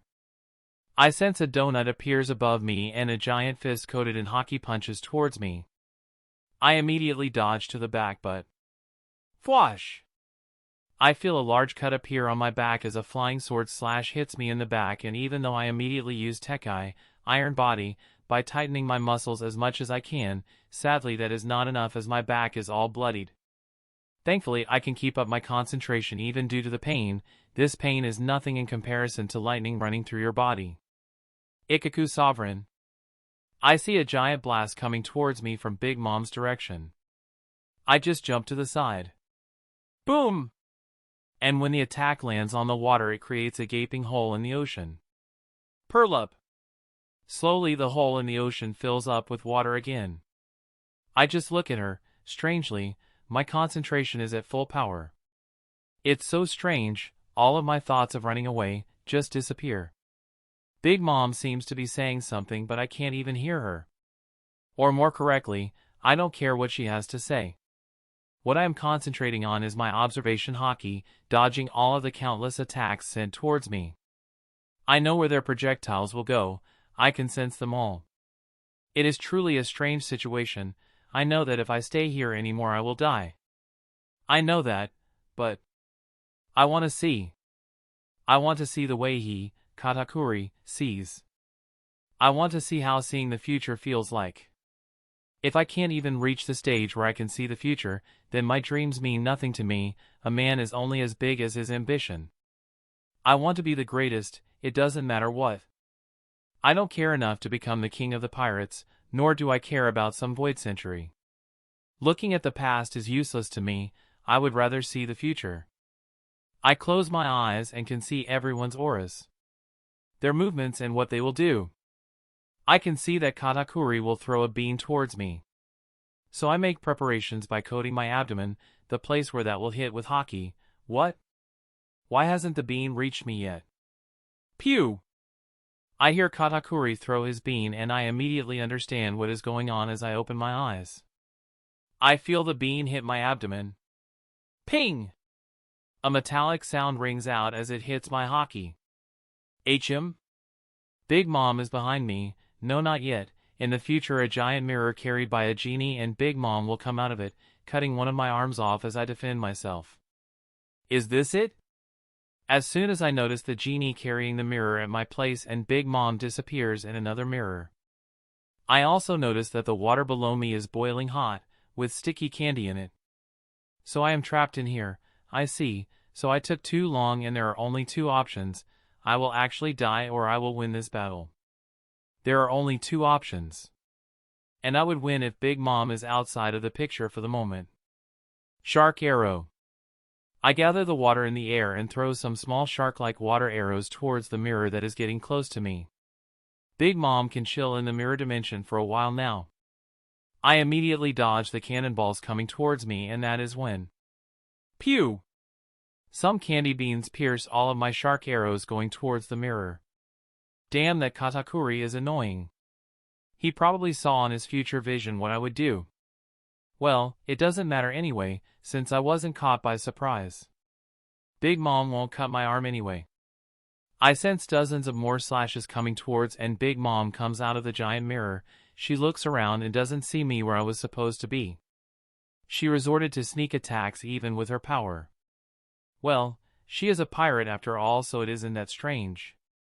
She uses Zeus, Cloud, to fly on as Prometheus, Sun, blows fire towards me. I wince a little at this as my skin dries up a little, making my Fishman karate weaker. *T, and with the water down below being boiling hot and with hot candy in the water. There is no way I am going in there or I am pretty much guaranteed to die. Damn, endangering myself like this isn't my style at all. But I needed to get future vision, now that I got it. I just gotta run away. I smile at Big Mom and get closer to her as she slashes at me. No cannonballs are coming towards me anymore. After all, there is a high chance of hitting Big Mom if they do so. By using my future vision, I easily dodge Big Mom's attack and go for her neck. Sadly, I also sense Katakuri throw one of his sword-using sisters towards me. I believe her name is Amanda or something like that. She is also a long-neck tribe. Clang! And my sword is stopped and our swords clash.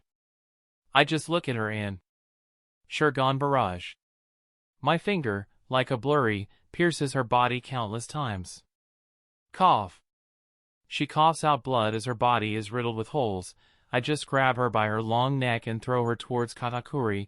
This should distract him enough to stop his calm mind and temporarily stop his future sight.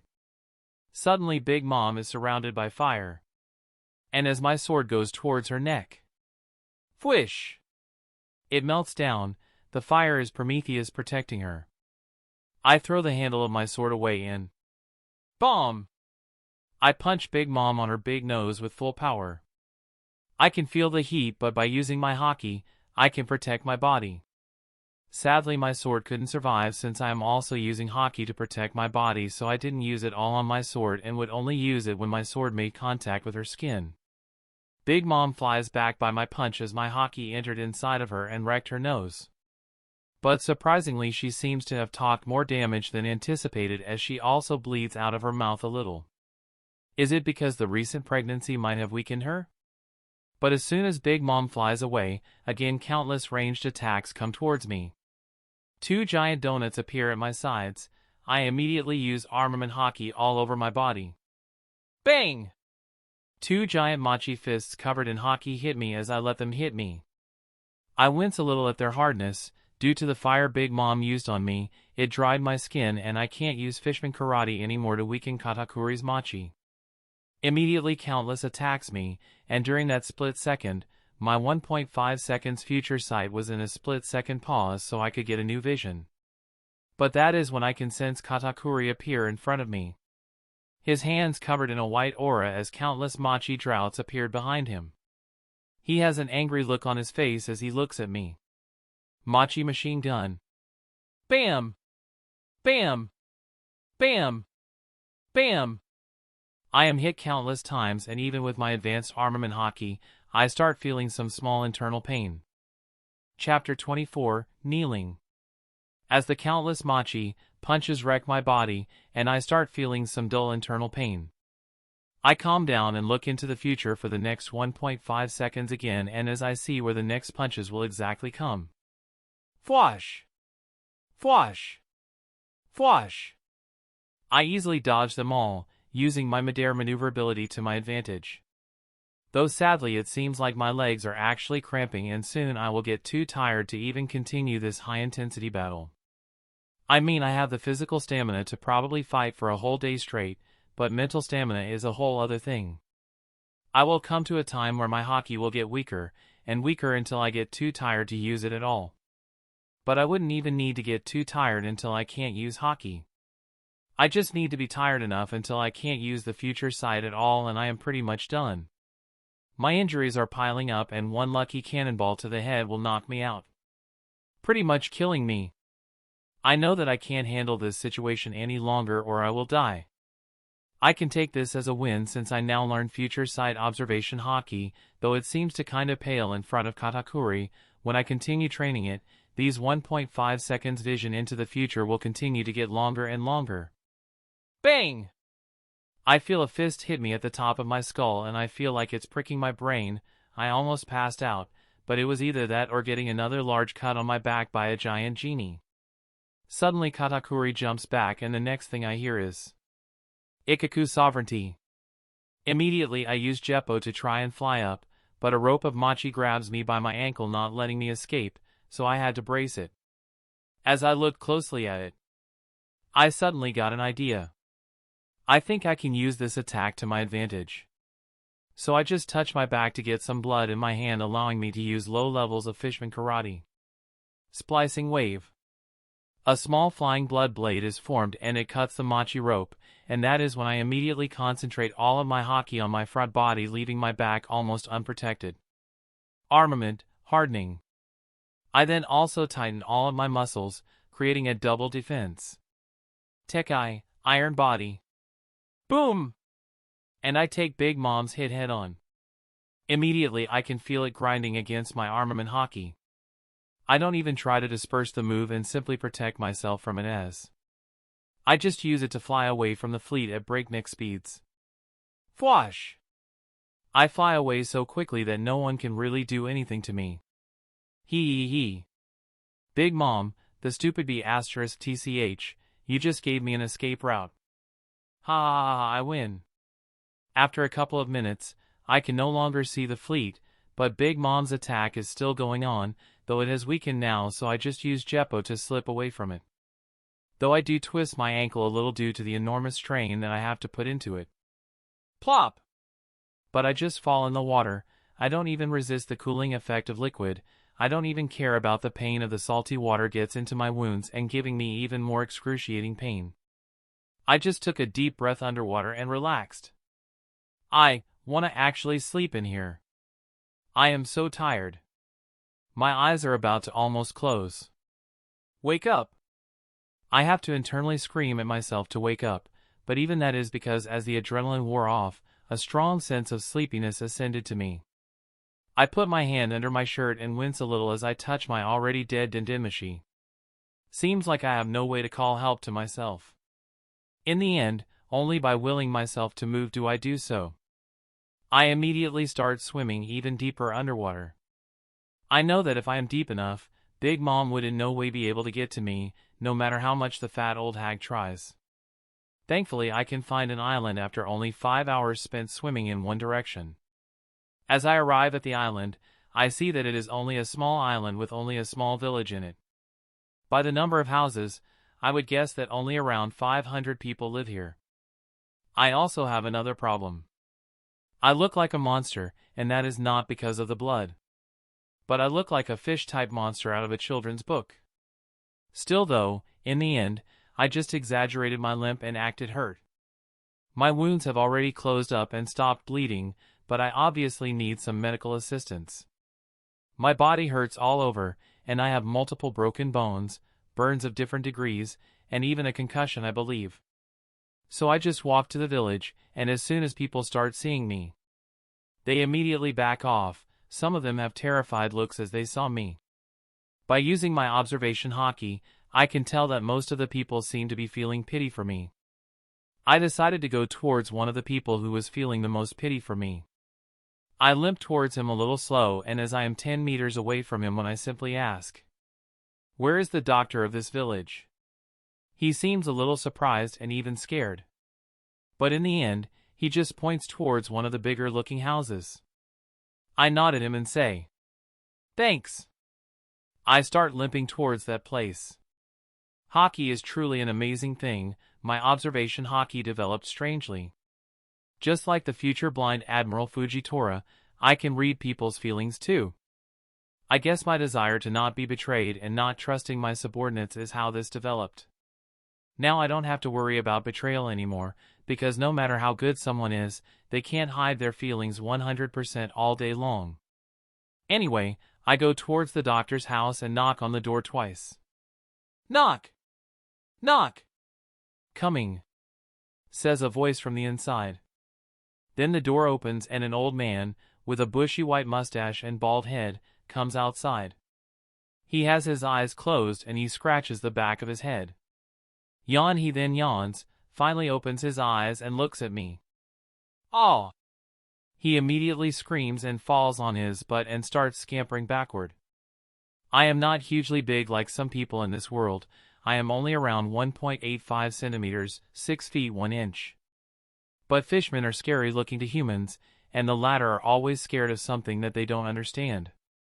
I would have honestly had the same reaction in my first life if someone looking like me knocked on my door. "Yo! Doctor, as you can see I am in the need of some help. Gonna offer me some?" I say in a friendly tone, trying to put him at ease with my words. "And no way IW will help a monster like you," says the doctor. Even as he is scared as hell, he still says that. Sheesh, talk about discrimination, but it doesn't matter. Killing him now would be useless to me now. Plus being angry at him would be useless. Will I being angry at him heal me? Obviously not. Well, there is only one option left then. I am too tired and weak to even try forcing people to heal me. They might even deliberately try to injure me during the healing process. So I just kneel in front of him and say, "Sir, please help me." Chapter 25, Let me save you, damn it. As I kneel in front of the doctor, I don't really feel any pride nor shame. It is just another action to further my goals, so at best it is just indifference. That is really all that there is to it. The doctor, who was scared of me, looks at me with wide eyes. No matter how dangerous someone is, once he bows or kneels in front of you, instinctively someone assumes that he is not dangerous. The doctor then gets up and has a serious look on his face and Bomb! I am a little surprised at him as he bows towards me so hard that he bangs his head on the ground. I apologize for my reaction. A doctor is supposed to heal someone, no matter how they look or their situation. There is no need for you to kneel in front of me. I am a doctor, and I am ashamed of my reaction to seeing you. Damn, the people in this world are silly. One time they are scared, and the next they are ashamed. Honestly, strange people. Anyway, I get up from my kneeling position and say to the doctor, "Is there someplace where I can sit?" He looks up from his bow and I see that he has an injury on his forehead from hitting the floor too hard when he bowed. Yes. He then points at one of the rooms. In that room is a bed. You sit on that, and I will immediately begin stitching together your countless wounds. I nod at that and go towards the room. I open the door and inside there is a bed, a chair, and a shelf with different herbs and bottles of medicine. It looks like your overall normal hospital room, it even smells like it. I go and sit on the simple wooden chair. I don't lie back because I don't want to activate the wounds in my back. I take a deep breath and I wince a little. I have all of the muscles around my body tightened, so I have stopped the bleeding. This is a version of Tekai that only tightens the muscles to stop the bleeding, and I can still move while using it. Though as soon as I relax my muscles I will start bleeding like a fountain. I hear the doctor enter and sense that he has no negative intentions towards me, so I let him start as I say, "I will start bleeding profoundly soon." He nods and I relax my muscles. Immediately blood starts coming out of my wounds again. The doctor doesn't hesitate as he immediately starts putting medicine on my wounds and starts stitching the countless wounds on my back first. I say nothing as he does that. I also didn't take any sedatives. Honestly, this amount of pain is negligible. It takes 2 hours before all of my wounds are stitched and bandaged up. My head, torso, back, and hands, one of my legs is bandaged too, but the injury on that one was only minimal. I get up and look towards the doctor thanking him. "Thank you, doctor." He nods back at me and says, "No worry, you can stay here until your injuries will heal. It should take around a month or 2. "Of course, doc." I then easily get up and start walking around. "By the way, doc, do you have a dendemishi or something? My family might be worried for me and I want to put their mind at ease." The doctor nods. "Yep, you can use mine if you want. I have one at the receptionist's desk." I thank him and I go walk to the corridor and see a sleeping dendemishi on the receptionist's desk. I go towards it and turn it on, and immediately I start dialing the personal number of my house.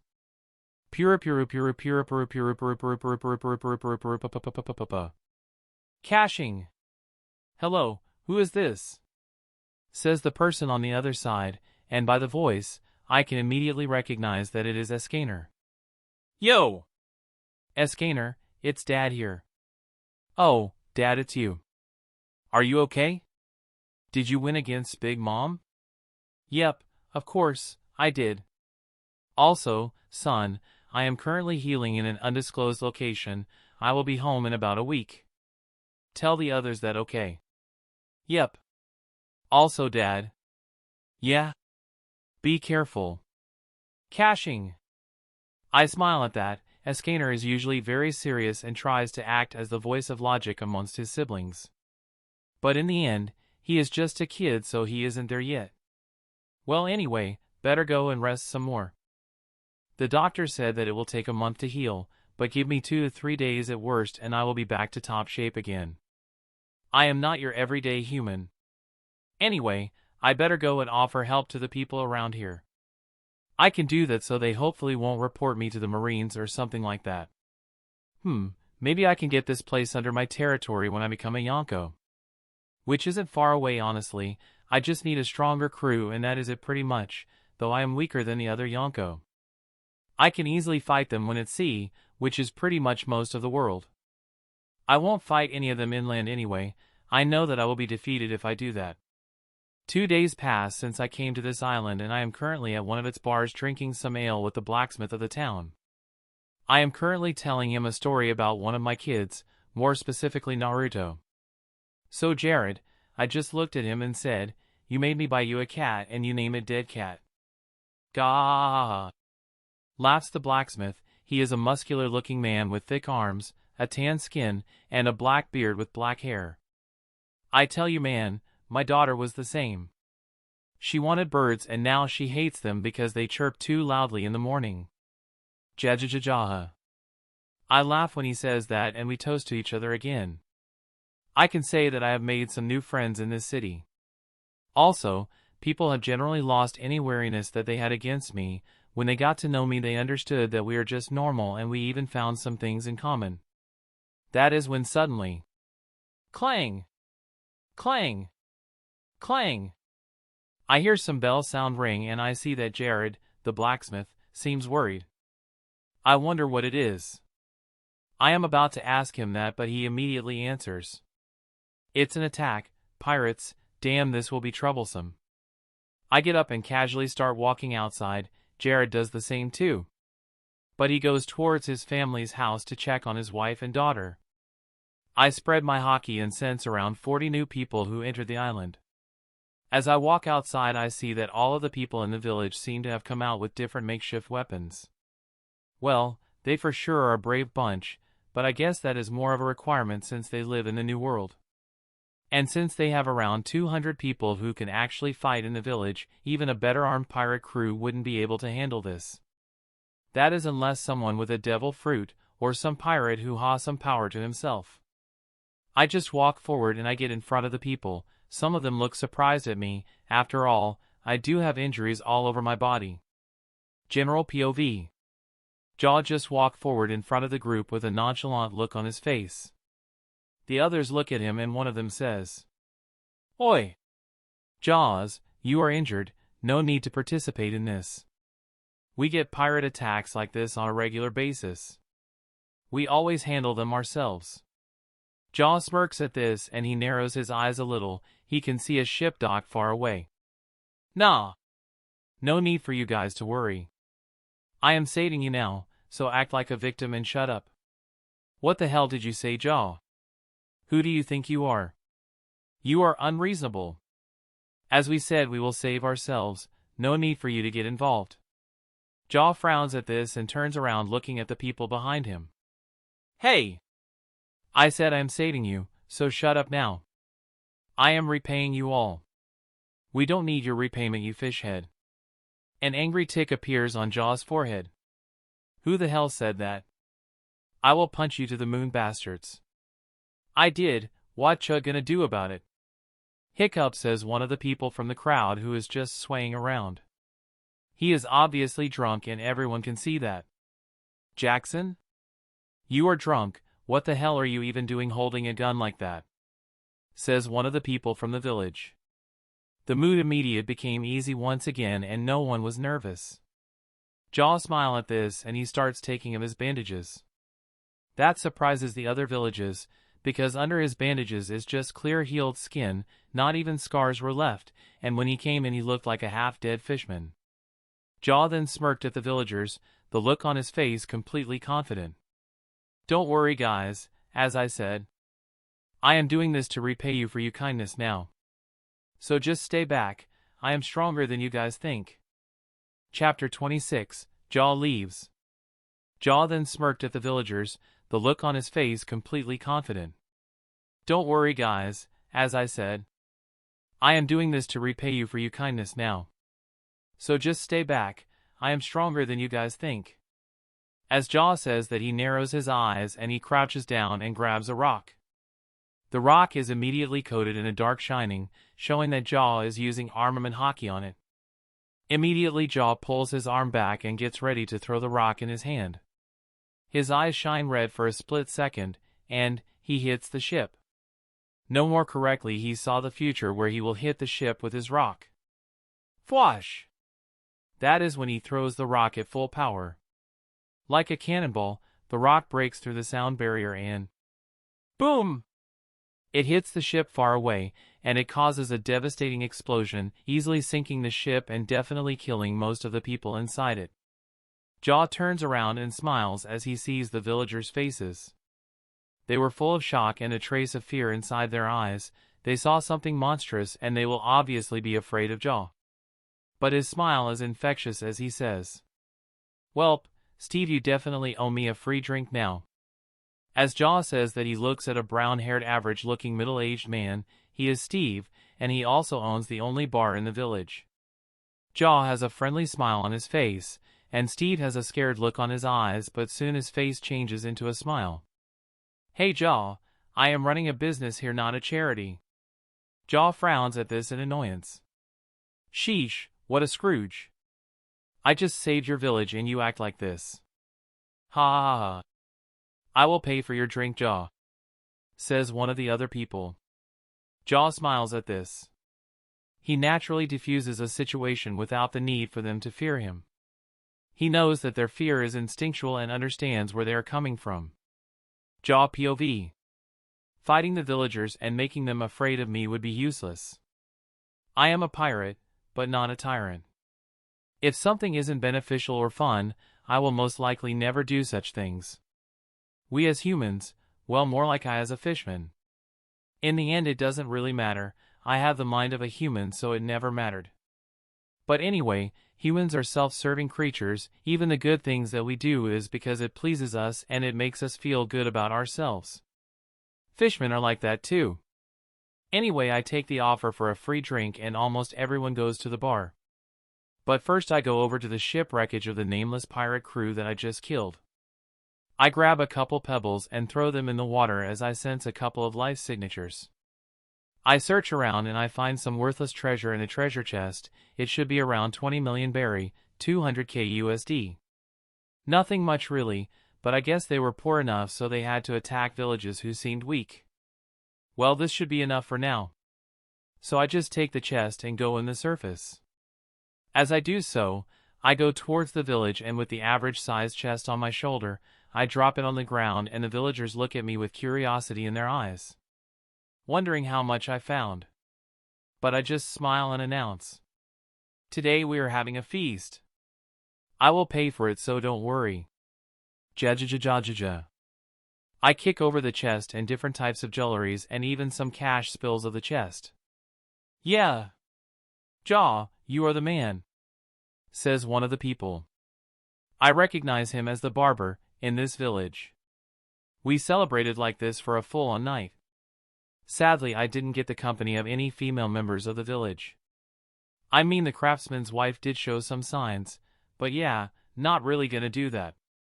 I mean, I have built a friendship with these people and I plan to have them as a part of my territory in the future. It wouldn't be good for me to ruin my reputation for something like this. Okay, I am just giving excuses for myself. The real reason was that she wasn't that pretty. I don't really have enough integrity to not foo *k someone's pretty wife. I mean, keep your wives in check. Geez, I can keep my harem in check and there are like 20 members? Around 20 at least. But then again, they are all just traumatized people with Stockholm Syndrome who almost were sold as slaves if I didn't save them, so they have a loyalty towards me. Anyway, as we party all night long, the morning comes and I leave all of the money that I got with the village as I go to the shore and a lot of drunk people are there to greet me. I even see one guy give a piggy ride to his sleeping friend and he picks up the arm of his friend and waves it towards me. By Jaw. I just narrow my eyes at him and smile. "You are drunk, so go home and sleep, stupid," I tell out to the clearly drunk crowd. I don't usually drink, so even yesterday I only took a sip of sake, so I am as sober as always. "You are drunk, Jaw. And we are not stupid, we are smart. My mom thinks that I am special too. I can actually fold my tongue. Wanna see it?" "No, I don't." "You, Steve, don't do that, that is gross." "WTF is that, Steve?" "Bay!" That is when Steve starts throwing up. Okay, I better get going before this turns into something even grosser. Sadly, even though I turn my back, I sense Steve fall forward with his face landing in the sand where he just threw up, and then he starts moving his arms while saying, "Vomit angel." I just make a powerful leap and land in the water. I immediately start swimming away at incredible speeds. I can still sense the people wave at me. General POV. But during this time in the village that Jaw just left, the drunk village head is just waking up and he looks around. He sees some people groaning and such. That is when he sees a medium-sized seagull land on the village's news board. It is the news coo, a species of birds used by big news Morgan to transfer newspapers. The village head mentions toward the news coo, and when the bird sees this, it just flies towards him. The bird doesn't come every day in this part of the New World. Well, more like, I don't really want to pay a bird to get useless news every day, so it usually comes here once a week. We should make it once every 3 days nowadays. Contemplates the village elder. When he saw Jaw, he kind of felt familiar to him. But he wasn't that worried because Jaw was a nice person, he could see that much. As he got the newspaper, he played the news coo, who then flew away. As he opens the newspaper, he noticed a new bounty poster fall out. He takes it up and he looks at it, and an extremely familiar face appears on it. When he sees this, he massages his eyes and thinks, okay, I am still too drunk. I just saw a bounty poster of Jaw with over 1 billion berry bounty. I might really need to drink some water. He then opens his eyes and looks at the bounty poster again. Damn. I guess he really had a bunch of secrets. As the village elder thinks that, even though he is shocked by Jaw's huge new bounty, he understands that Jaw is someone who was nice to them and never got angry. So he holds no grudge towards him. Then he opens at the front page of the newspaper and sees again Jaw's face. This time he was shocked by the headline.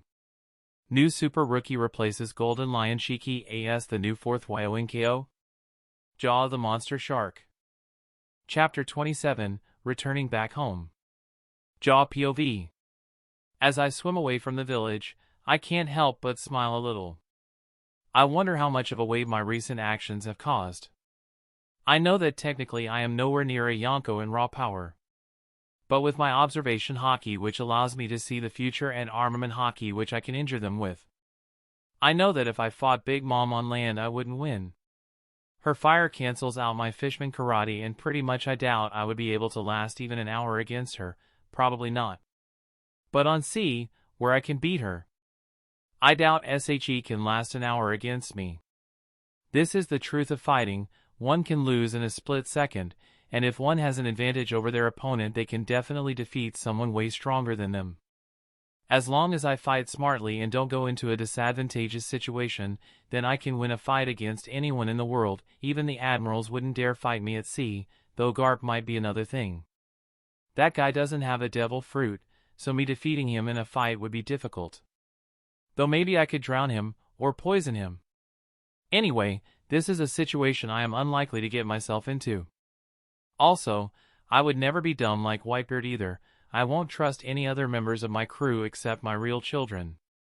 I actually treat my children very well, so they won't betray me. I am confident in that. Me and them have a special bond. Maybe I should try and connect with their mothers some more. I bet that at least would make them happier at least.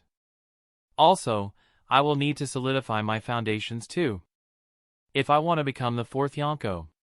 17 hours later, and I can sense a ship entering my observation hockey range. So I immediately surface up the water and see that it is a pirate galleass type ship. As I surface, I see that the flag of the pirate ship had crossbones with a pair of shark-like teeth. Yep, this is my pirate ship. Must have found me due to my Vivre card. Not a lot of people have that. It is only available to a limited number of trustworthy people. Fwash! I jump on the ship and see that it was a Fishman crew with 3 minks also being in here. It was Pooh, Sherfu, and Shishilian. I called them to come and pick me up. They look at me and show me a bounty poster. They don't even greet me, and Panda Mink, just jumps up and down. I look at him and smile. Didn't know you were so excited to see me, But he just has a panicked look on his face, and in the end, he says, I need to pee. My smile disappears as I look at this little sh*t. Did he just say that to my face? Then there is no dinner for you tonight, I say to him. Immediately he jumps and hugs me. Jaw, I am so happy to see you. I push him away. Oi! You stupid panda, stop this. You gonna pee on me? You will get your dinner, just go to the bathroom or something. He nods and just goes to the edge of the ship and pees on the water. Sigh. This stupid panda. You couldn't just go to the bathroom some other time. Just as soon as I arrive. I say to him with an annoyed tone. This panda is too stupid. Anyway, I take a look at my new bounty poster. It is me and my bounty is 1,700,000,000 S set. Shishilian shows me the paper and I smile as I see the headline. I am recognized as a Yonko now. I now just need to take over some territories and my bounty will jump way higher as my threat to the world government rises. I also need to get myself some more allies and I am set.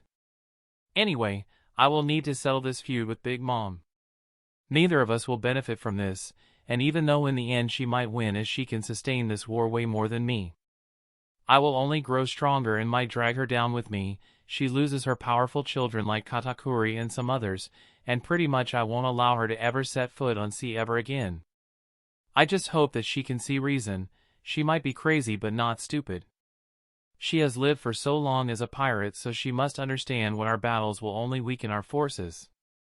We are pirates, so we could be enemies one day and allies the next, and the day after that we could stab each other on the back. We pretty much can do whatever we want. Anyway, I must think of a plan to handle this situation. It's now been 3 days since I returned from the sea and I am back to my base under Raijin Island. I am currently on a giant bed with my children. I am reassuring them that I wasn't injured at all and just got lost the way back. I am lying to them, but they don't need to know that. I just bring my hands and close my nose, and 1 second later. Fart. Naruto farts. That kid just has to ruin family moments like this. D-dash. I hear Naruto whisper. Is he about to call me dad in his dreams? Dead cat, I will eat you, snore. Mumbles Naruto. Well, my disappointment is immeasurable. But really though, I know that Dead Cat is an intelligent animal, and sometimes teases Naruto. But he doesn't treat her better either, and he does bite her a lot. But I know that they care for each other. I can sense their feelings with my hockey. Anyway, I just get up and push Kisame off my arm. The kid is hugging too tightly. I get my Dendenmushi and go towards another room in my castle. As I enter the room, I close the door behind me. This is the music room, so the walls are acoustically soundproof. I then call into a certain number, more specifically. Big Mom. Purapuparupru. Caching. Hello. Comes the voice from the other side and I recognize it as some random person. Most likely the person who handles Big Mom's calls. Hello there, my name is Jaw, nice to meet you. Can you tell Big Mom that I have come to bargain? I say to him, I of course am as polite as one can be. Just being polite can make someone have a better impression of you, and if he ever thinks about selling confidential information about Big Mom, he will consider me. Right away, sir. Says the person on the other side, and I hear him run, most likely towards Big Mom's quarters. But I then hear someone else say, Who is it? The person stops running and answers. Katakuri-sama, it is the monster shark Jaws. He wants to talk to Big Mom. Give it to me, says Katakuri. Jaw, you hurt my siblings. I will kill you one day. Though he says that in a calm voice, I can tell that he is angry. Especially since the Dendenmushi snail gets veins to appear on the top of his eyes. Meaning that Katakuri is really angry. Well, that doesn't matter, as in the end I just talk to him dismissively. Sure, whatever. Just get me in contact with Big Mom. I can hear him grinding his teeth on the other side of the line. I smile a little at this, though I cover my face with my hand from my transponder snail, so it doesn't express my facial expressions to Katakuri. If he has this anger if he fights me in the future, then he is definitely losing. In the end, I am finally passed into contact with Big Mom. Jaws, you stupid fish, I will kill you for daring to humiliate me like this. Screams Big Mom. Sheesh, she is really angry. Welp. Chapter 28, End of Conflict. As Big Mom says stuff like that I just smile. Welp, You haven't been doing so good at killing me. But what about other people coming for you? Kaido or Whitebeard might decide that you are not really a challenge. What do you know about power, you brat? Says Big Mom. You know nothing about how things up here work. My smile drops and I show my expression to my transponder snail, so Big Mom can see it. Well, I don't know a lot about it. But I do know that if Katakuri wasn't there during our last fight, you would be dead and sleeping with the fishies. I also do know that if your two commanders died and Whitebeard decides to attack with full force, you might maybe survive, but you will definitely lose everything. Your children are not as strong as you. I see that Big Mom frowns and seems to be thinking something. I am about to say something more, but I stop myself. She might notice that I am trying to manipulate her and then she will definitely attack me at full power. Whether she wins or loses, it won't matter to her then. I see. Finally says Big Mom. So you want an alliance between us? I don't say anything at this as I take a couple of seconds to think. But in the end I just have a calm face as I answer to her. No, what I want is a ceasefire between us. I don't mention that if we have a ceasefire then her dream of making a very diverse kingdom where every race can live happily would be possible, as some fishmen will join her too. That would definitely show that I know too much about her and am actually trying to manipulate her. That would push her over the edge. I see, then I agree to a ceasefire. We won't attack each other and will stay out of each other's way. Says Big Mom. I smile at this. Then we came to an understanding, yeah? Yes. Jaw. Says Big Mom, with a strangely calm voice. Gotcha. She turns off her Dindinmashi. Finally my face morphs into a full-blown smile. Now I have enough time to grow. My status as a Yonko will bring countless people who will want to join me. Especially people who will come from Paradise, the first half of the Grand Line, and be wrecked by the Yonko.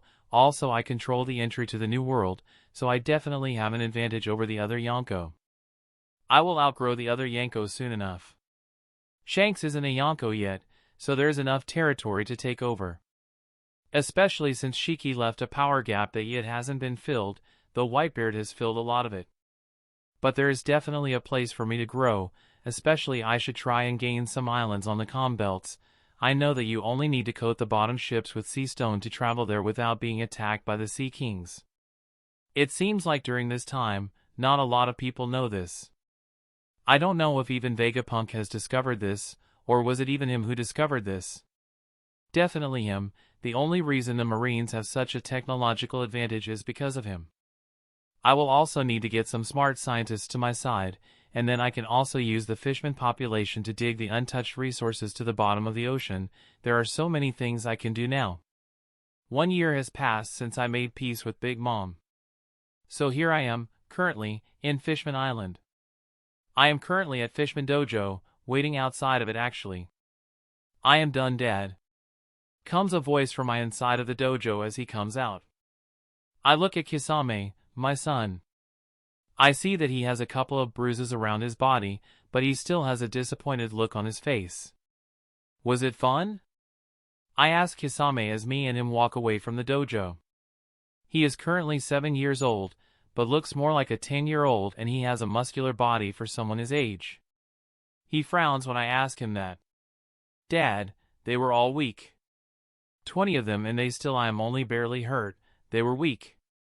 He then looks at his hands and continues saying, I thought people on the outside would be stronger, but they are weaker than even Naruto. I smile when he says that. I then look at him and say, Kisame. He looks at me with a questioning look as I call him out. I then slowly punch towards him and say, I will punch you, defend yourself with all of your power. As I tell him that, he creates his arms in front of himself. I just use my easily telegraphed punch and hit him. Bomb! A shockwave immediately pushes him away like a cannonball. Fwash! He flies away. He is thrown towards the Fishman district.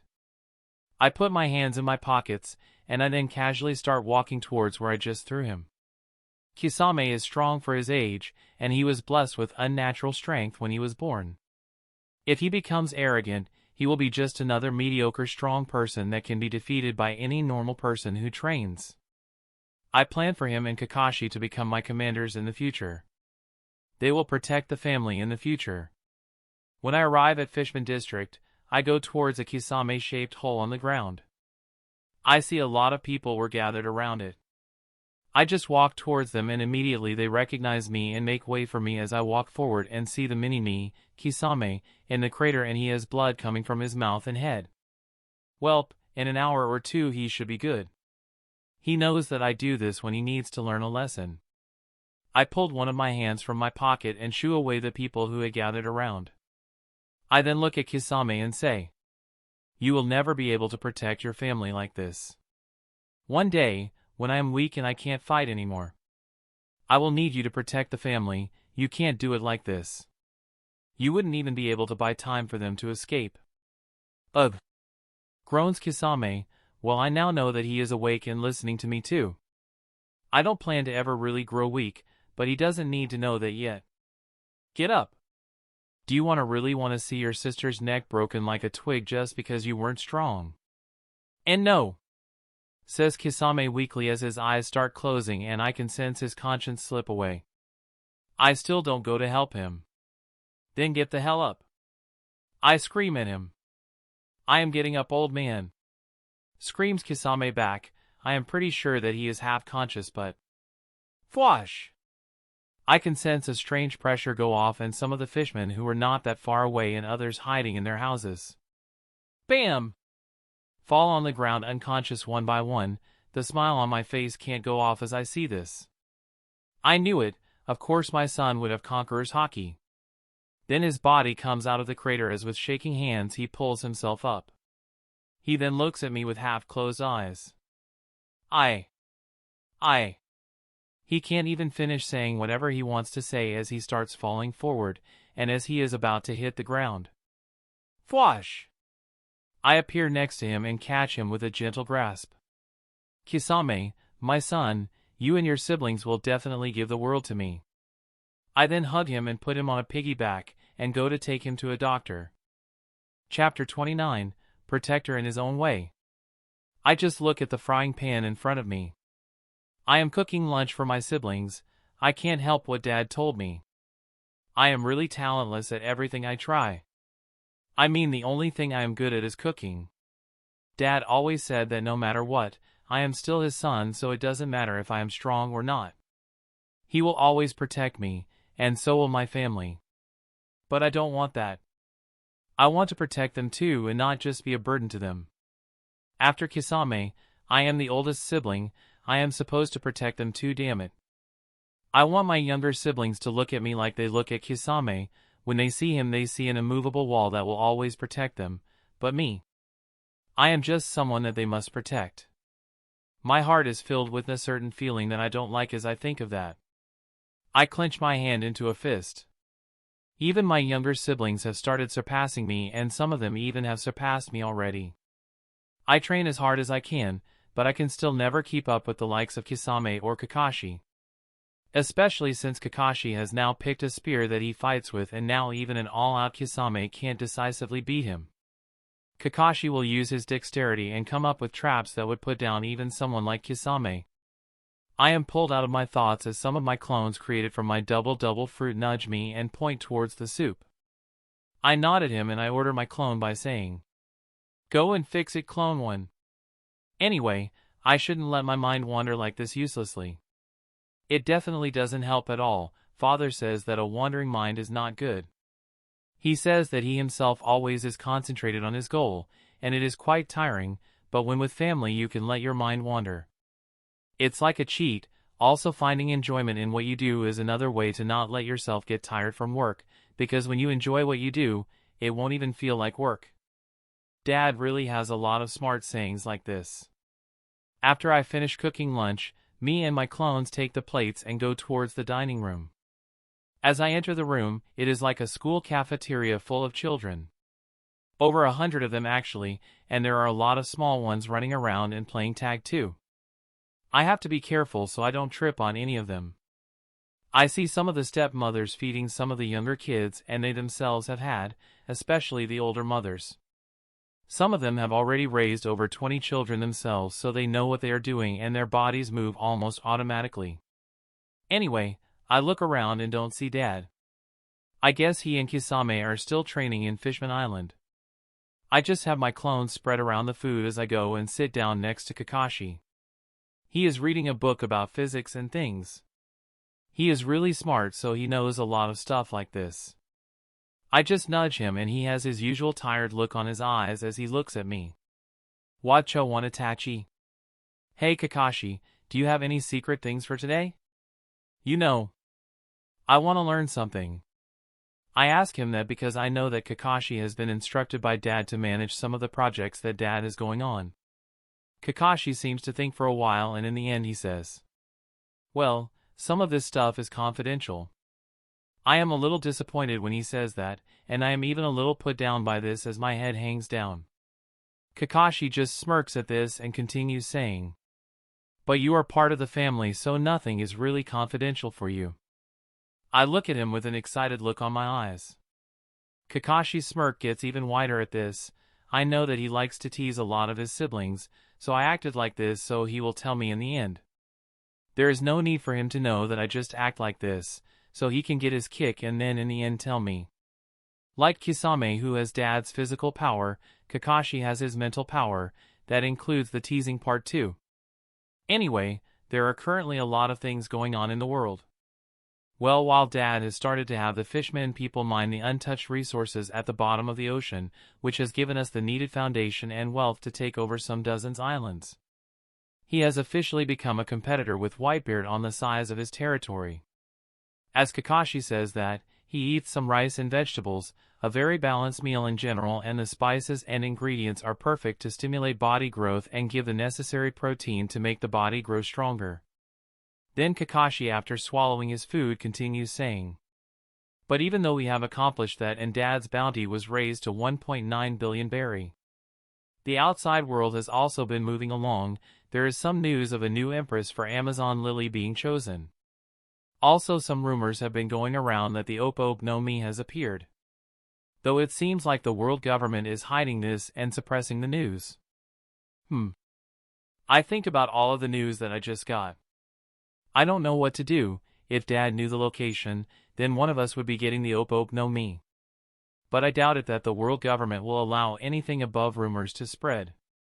I noticed that Kakashi peeks up as if he remembered something. Oh! Yeah, it is also said that one of the Vinsmoke children is dead, or escaped. The news isn't really clear on this one. Well, that is useless to me, but I still thank Kakashi. Welp, thanks bro, see you around. I am about to get up but suddenly, BOMB! The front door is loudly opened and I see Dad come in with Kisame on his shoulders, who seems to be wrapped up in bandages. Both of them celebrating at something. Kisame has Conqueror's Haki, announces Dad. His grin widens when he says that. So, Kisame got that too, huh? Well, it isn't too surprising. Actually, it would be surprising if he didn't have Conqueror's Haki. 2 months pass like this and we are at a private table. I am sitting at Dad's left, while Kisame sits to his right as we are eating dinner. In the end, I look at my father unsure of something. I have found my own way that I will protect my family, but I know that it will be hard to convince Dad to let me do it. Dad suddenly looks at me and has a certain strange calm look in his face as he asks, Itachi, you seem to be unsure of something? You can talk to me for whatever problem you have. We are a family, never forget that, son. I nod at this and ask, Dad, could we speak about something after dinner? He just nods and then goes back to eating some steak. After dinner, I go to Dad's private office and I see him sitting on his chair, who seems more like a bed than a chair with how laid back it is. Dad looks at me and smiles warmly. So, what is bothering you, Itachi? I look at him in the eyes and finally say what I have been unsure if I should suggest to him. Dad, I want to join the Marines. Chapter 30, I will protect them my own way. Dad, I want to join the Marines, calmly says Itachi to his father. As Jaw hears this, he looks at his son Itachi in the eyes. Jaw's eyes narrow at him and a snarl appears on his face. Are you stupid or something? You want me to let you join the Marines? Listen, son, if this is like a joke that Makoto made you say, tell her that it's not that funny. Says Jaw, with his voice being strange and eerie calm. He just leans forward on his chair and puts his elbows on the desk in front of him. Itachi has a calm look on his face as his dark eyes look at his father's shark-like ones. No, I am completely serious. This way I will also protect the family. Fum! Immediately the king's haki bursts out Jaw's body, the table that he is leaning on cracks and even small cracks appear all over the room. Though Itachi is truly intimidated on the inside, he still keeps a calm look on the outside. He knows with 100% certainty that his father will never really hurt him or any of his siblings. With that in mind, his legs still buckled as he felt his father's conqueror haki. He has never felt something like this before. It was literally affecting the environment and the walls around them were slightly cracking. Do you think that I am so weak that I can't protect my own children? Asks Jaw as he walks in front of Itachi and looks down on him, his eyes shining red and his haki bursting out of his body that the whole underground city felt it. Itachi was fully shaking and struggled to stay upright. He wanted to think of a response but his mind was in disarray, and even as he understood that he wouldn't be hurt, he felt an instinctive fear. A terrified look appeared on his face and even tears came out of his eyes. Still, he kept holding his father's angry gaze. And no, you are strong, father. You are the strongest person I know. Screams Itachi out loud. But that doesn't mean that you are invincible. What if the world government decides to attack us? We would be taken by surprise and we wouldn't have any advantage against them.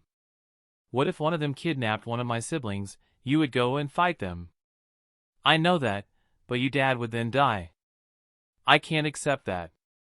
As he hears this, Jaw's haki calms down a little and gives Itachi some breathing room. But Jaw didn't let him speak as he calmly said, what if they find you out that you are my son, then what? You would be the one that I would have to come and rescue. Itachi shakes his head at this.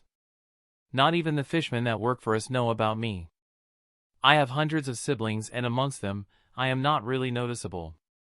I will simply take a different background, a different name and I look pretty much human and even the gills on my shoulders are almost invisible and can be mistaken as scars. Itachi explains his reasons and the benefits of him joining the Marines. But Jaw in the end shakes his head. Hell no! I am not letting any of my kids do something like that. Leave him at the hands of the Marines. I am not that stupid. Go back to your siblings, this discussion is closed. He then turns his back on his son and goes to sit back on the very luxurious chair. But Itachi didn't move at all as he looks at his father, and Jaw looks back at him. Both of them now calm and Jaw stopped using his haki. Father, says Itachi in a quiet voice. Jaw doesn't interfere this time and lets him talk. I could live the rest of my life under your protection and I know that my life will be filled by happiness next to my siblings, you, and my mother. But I know that I would also live next to people who would have to protect me, and being worried every day that you or one of my siblings might be dead. I am the second oldest child, just right after Kisame. So please, father, trust in me and let me join the Marines. As he says that, Itachi bows down with his head on the floor. Jaw looks at this with a complicated look on his face. He doesn't know what to do. He knows that if Itachi joined the Marines then that is pretty beneficial to him, that was what the logical part of his mind said. But on the other side, that will be like literally sending his son into a dangerous situation, because if he slips only once then he will be sentenced to death. His emotional side totally doesn't agree to any of this, but Jaw can easily keep his emotions under control. In the end, he looks at Itachi as he bows in front of him. Damn it, this kid. He knows that Itachi wants to protect his siblings as Kisame does. Even Kakashi has his own way of protecting his siblings. He usually helps them in the mental department by giving them mysterious answers and having them figure it out. I know that Itachi wants to protect his siblings because I have gone quite far to make them love each other and have a connection with each other. No one, and I mean no one can break this family bond that we have. Thinks Jaw as he contemplates what he should do. But I never imagined that it would go this far. Itachi. I guess that. In the end, Jaw made his decision and said, "Sure, you can join the Marines." Itachi looks up with a joyful look on his eyes but cringes a little when he sees the difficult look on his father's face. So he bows again and says, "I won't disappoint you, father." Jaw just shakes his head and says, "I know you won't, but if we are going to do this, we will do it perfectly. There must be no connection between you and me, even if the Marines were to search your whole history. You are currently 7 years old. When you become 8, you will have to move away in one of the blues and join the Marines. That way there will be no connection between us." As Jaw explains that, Itachi nods, understanding what his father means. He must separate ties with the family to be able to have the perfect background. Jaw then takes a deep breath and screams, "Kakashi, come to my office." The whole castle shakes as Jaw calls out. It doesn't take long for Kakashi to come. He looks at his father, who has Itachi next to him, and they have a giant map of the whole world. Or at least the known islands on the blues. Jaw looks at Kakashi and says, "Come here, I will be teaching you how you use sudden strategies and how to hide a background against an enemy." Kakashi's brain works at high speeds to figure out what is going on. In the end, his eyes widen as he comes to a conclusion. "We are sending a deep cover spy to one of our enemies?" Jaw nods and pats Itachi on the head. "Yeah, this brat thinks that he can infiltrate the Marines, and I need the perfect plan for his background. I need you to see if you spot any loopholes or anything like that." Kakashi is a little shocked at this and asks, "How long do we have?" 1 year, when Itachi is 8. He will move away. Though he will be given a high-rank personal dendemishi that can't be spied on and only communicates with another specific dendemishi that I will have under my possession. Also, he will have to memorize my number when he calls. We aren't registering anything. Explains Jaw, his plan will be the best possible plan for Itachi. He won't do it half-assed. He also had Kakashi, whom even though he is 7 years old, he is a genius in the thinking department. His IQ is 155 and he is only 7 years old. Anyway, this is the plan. That's the end of this tale for now. Thank you for watching, and I'll see you in part 2.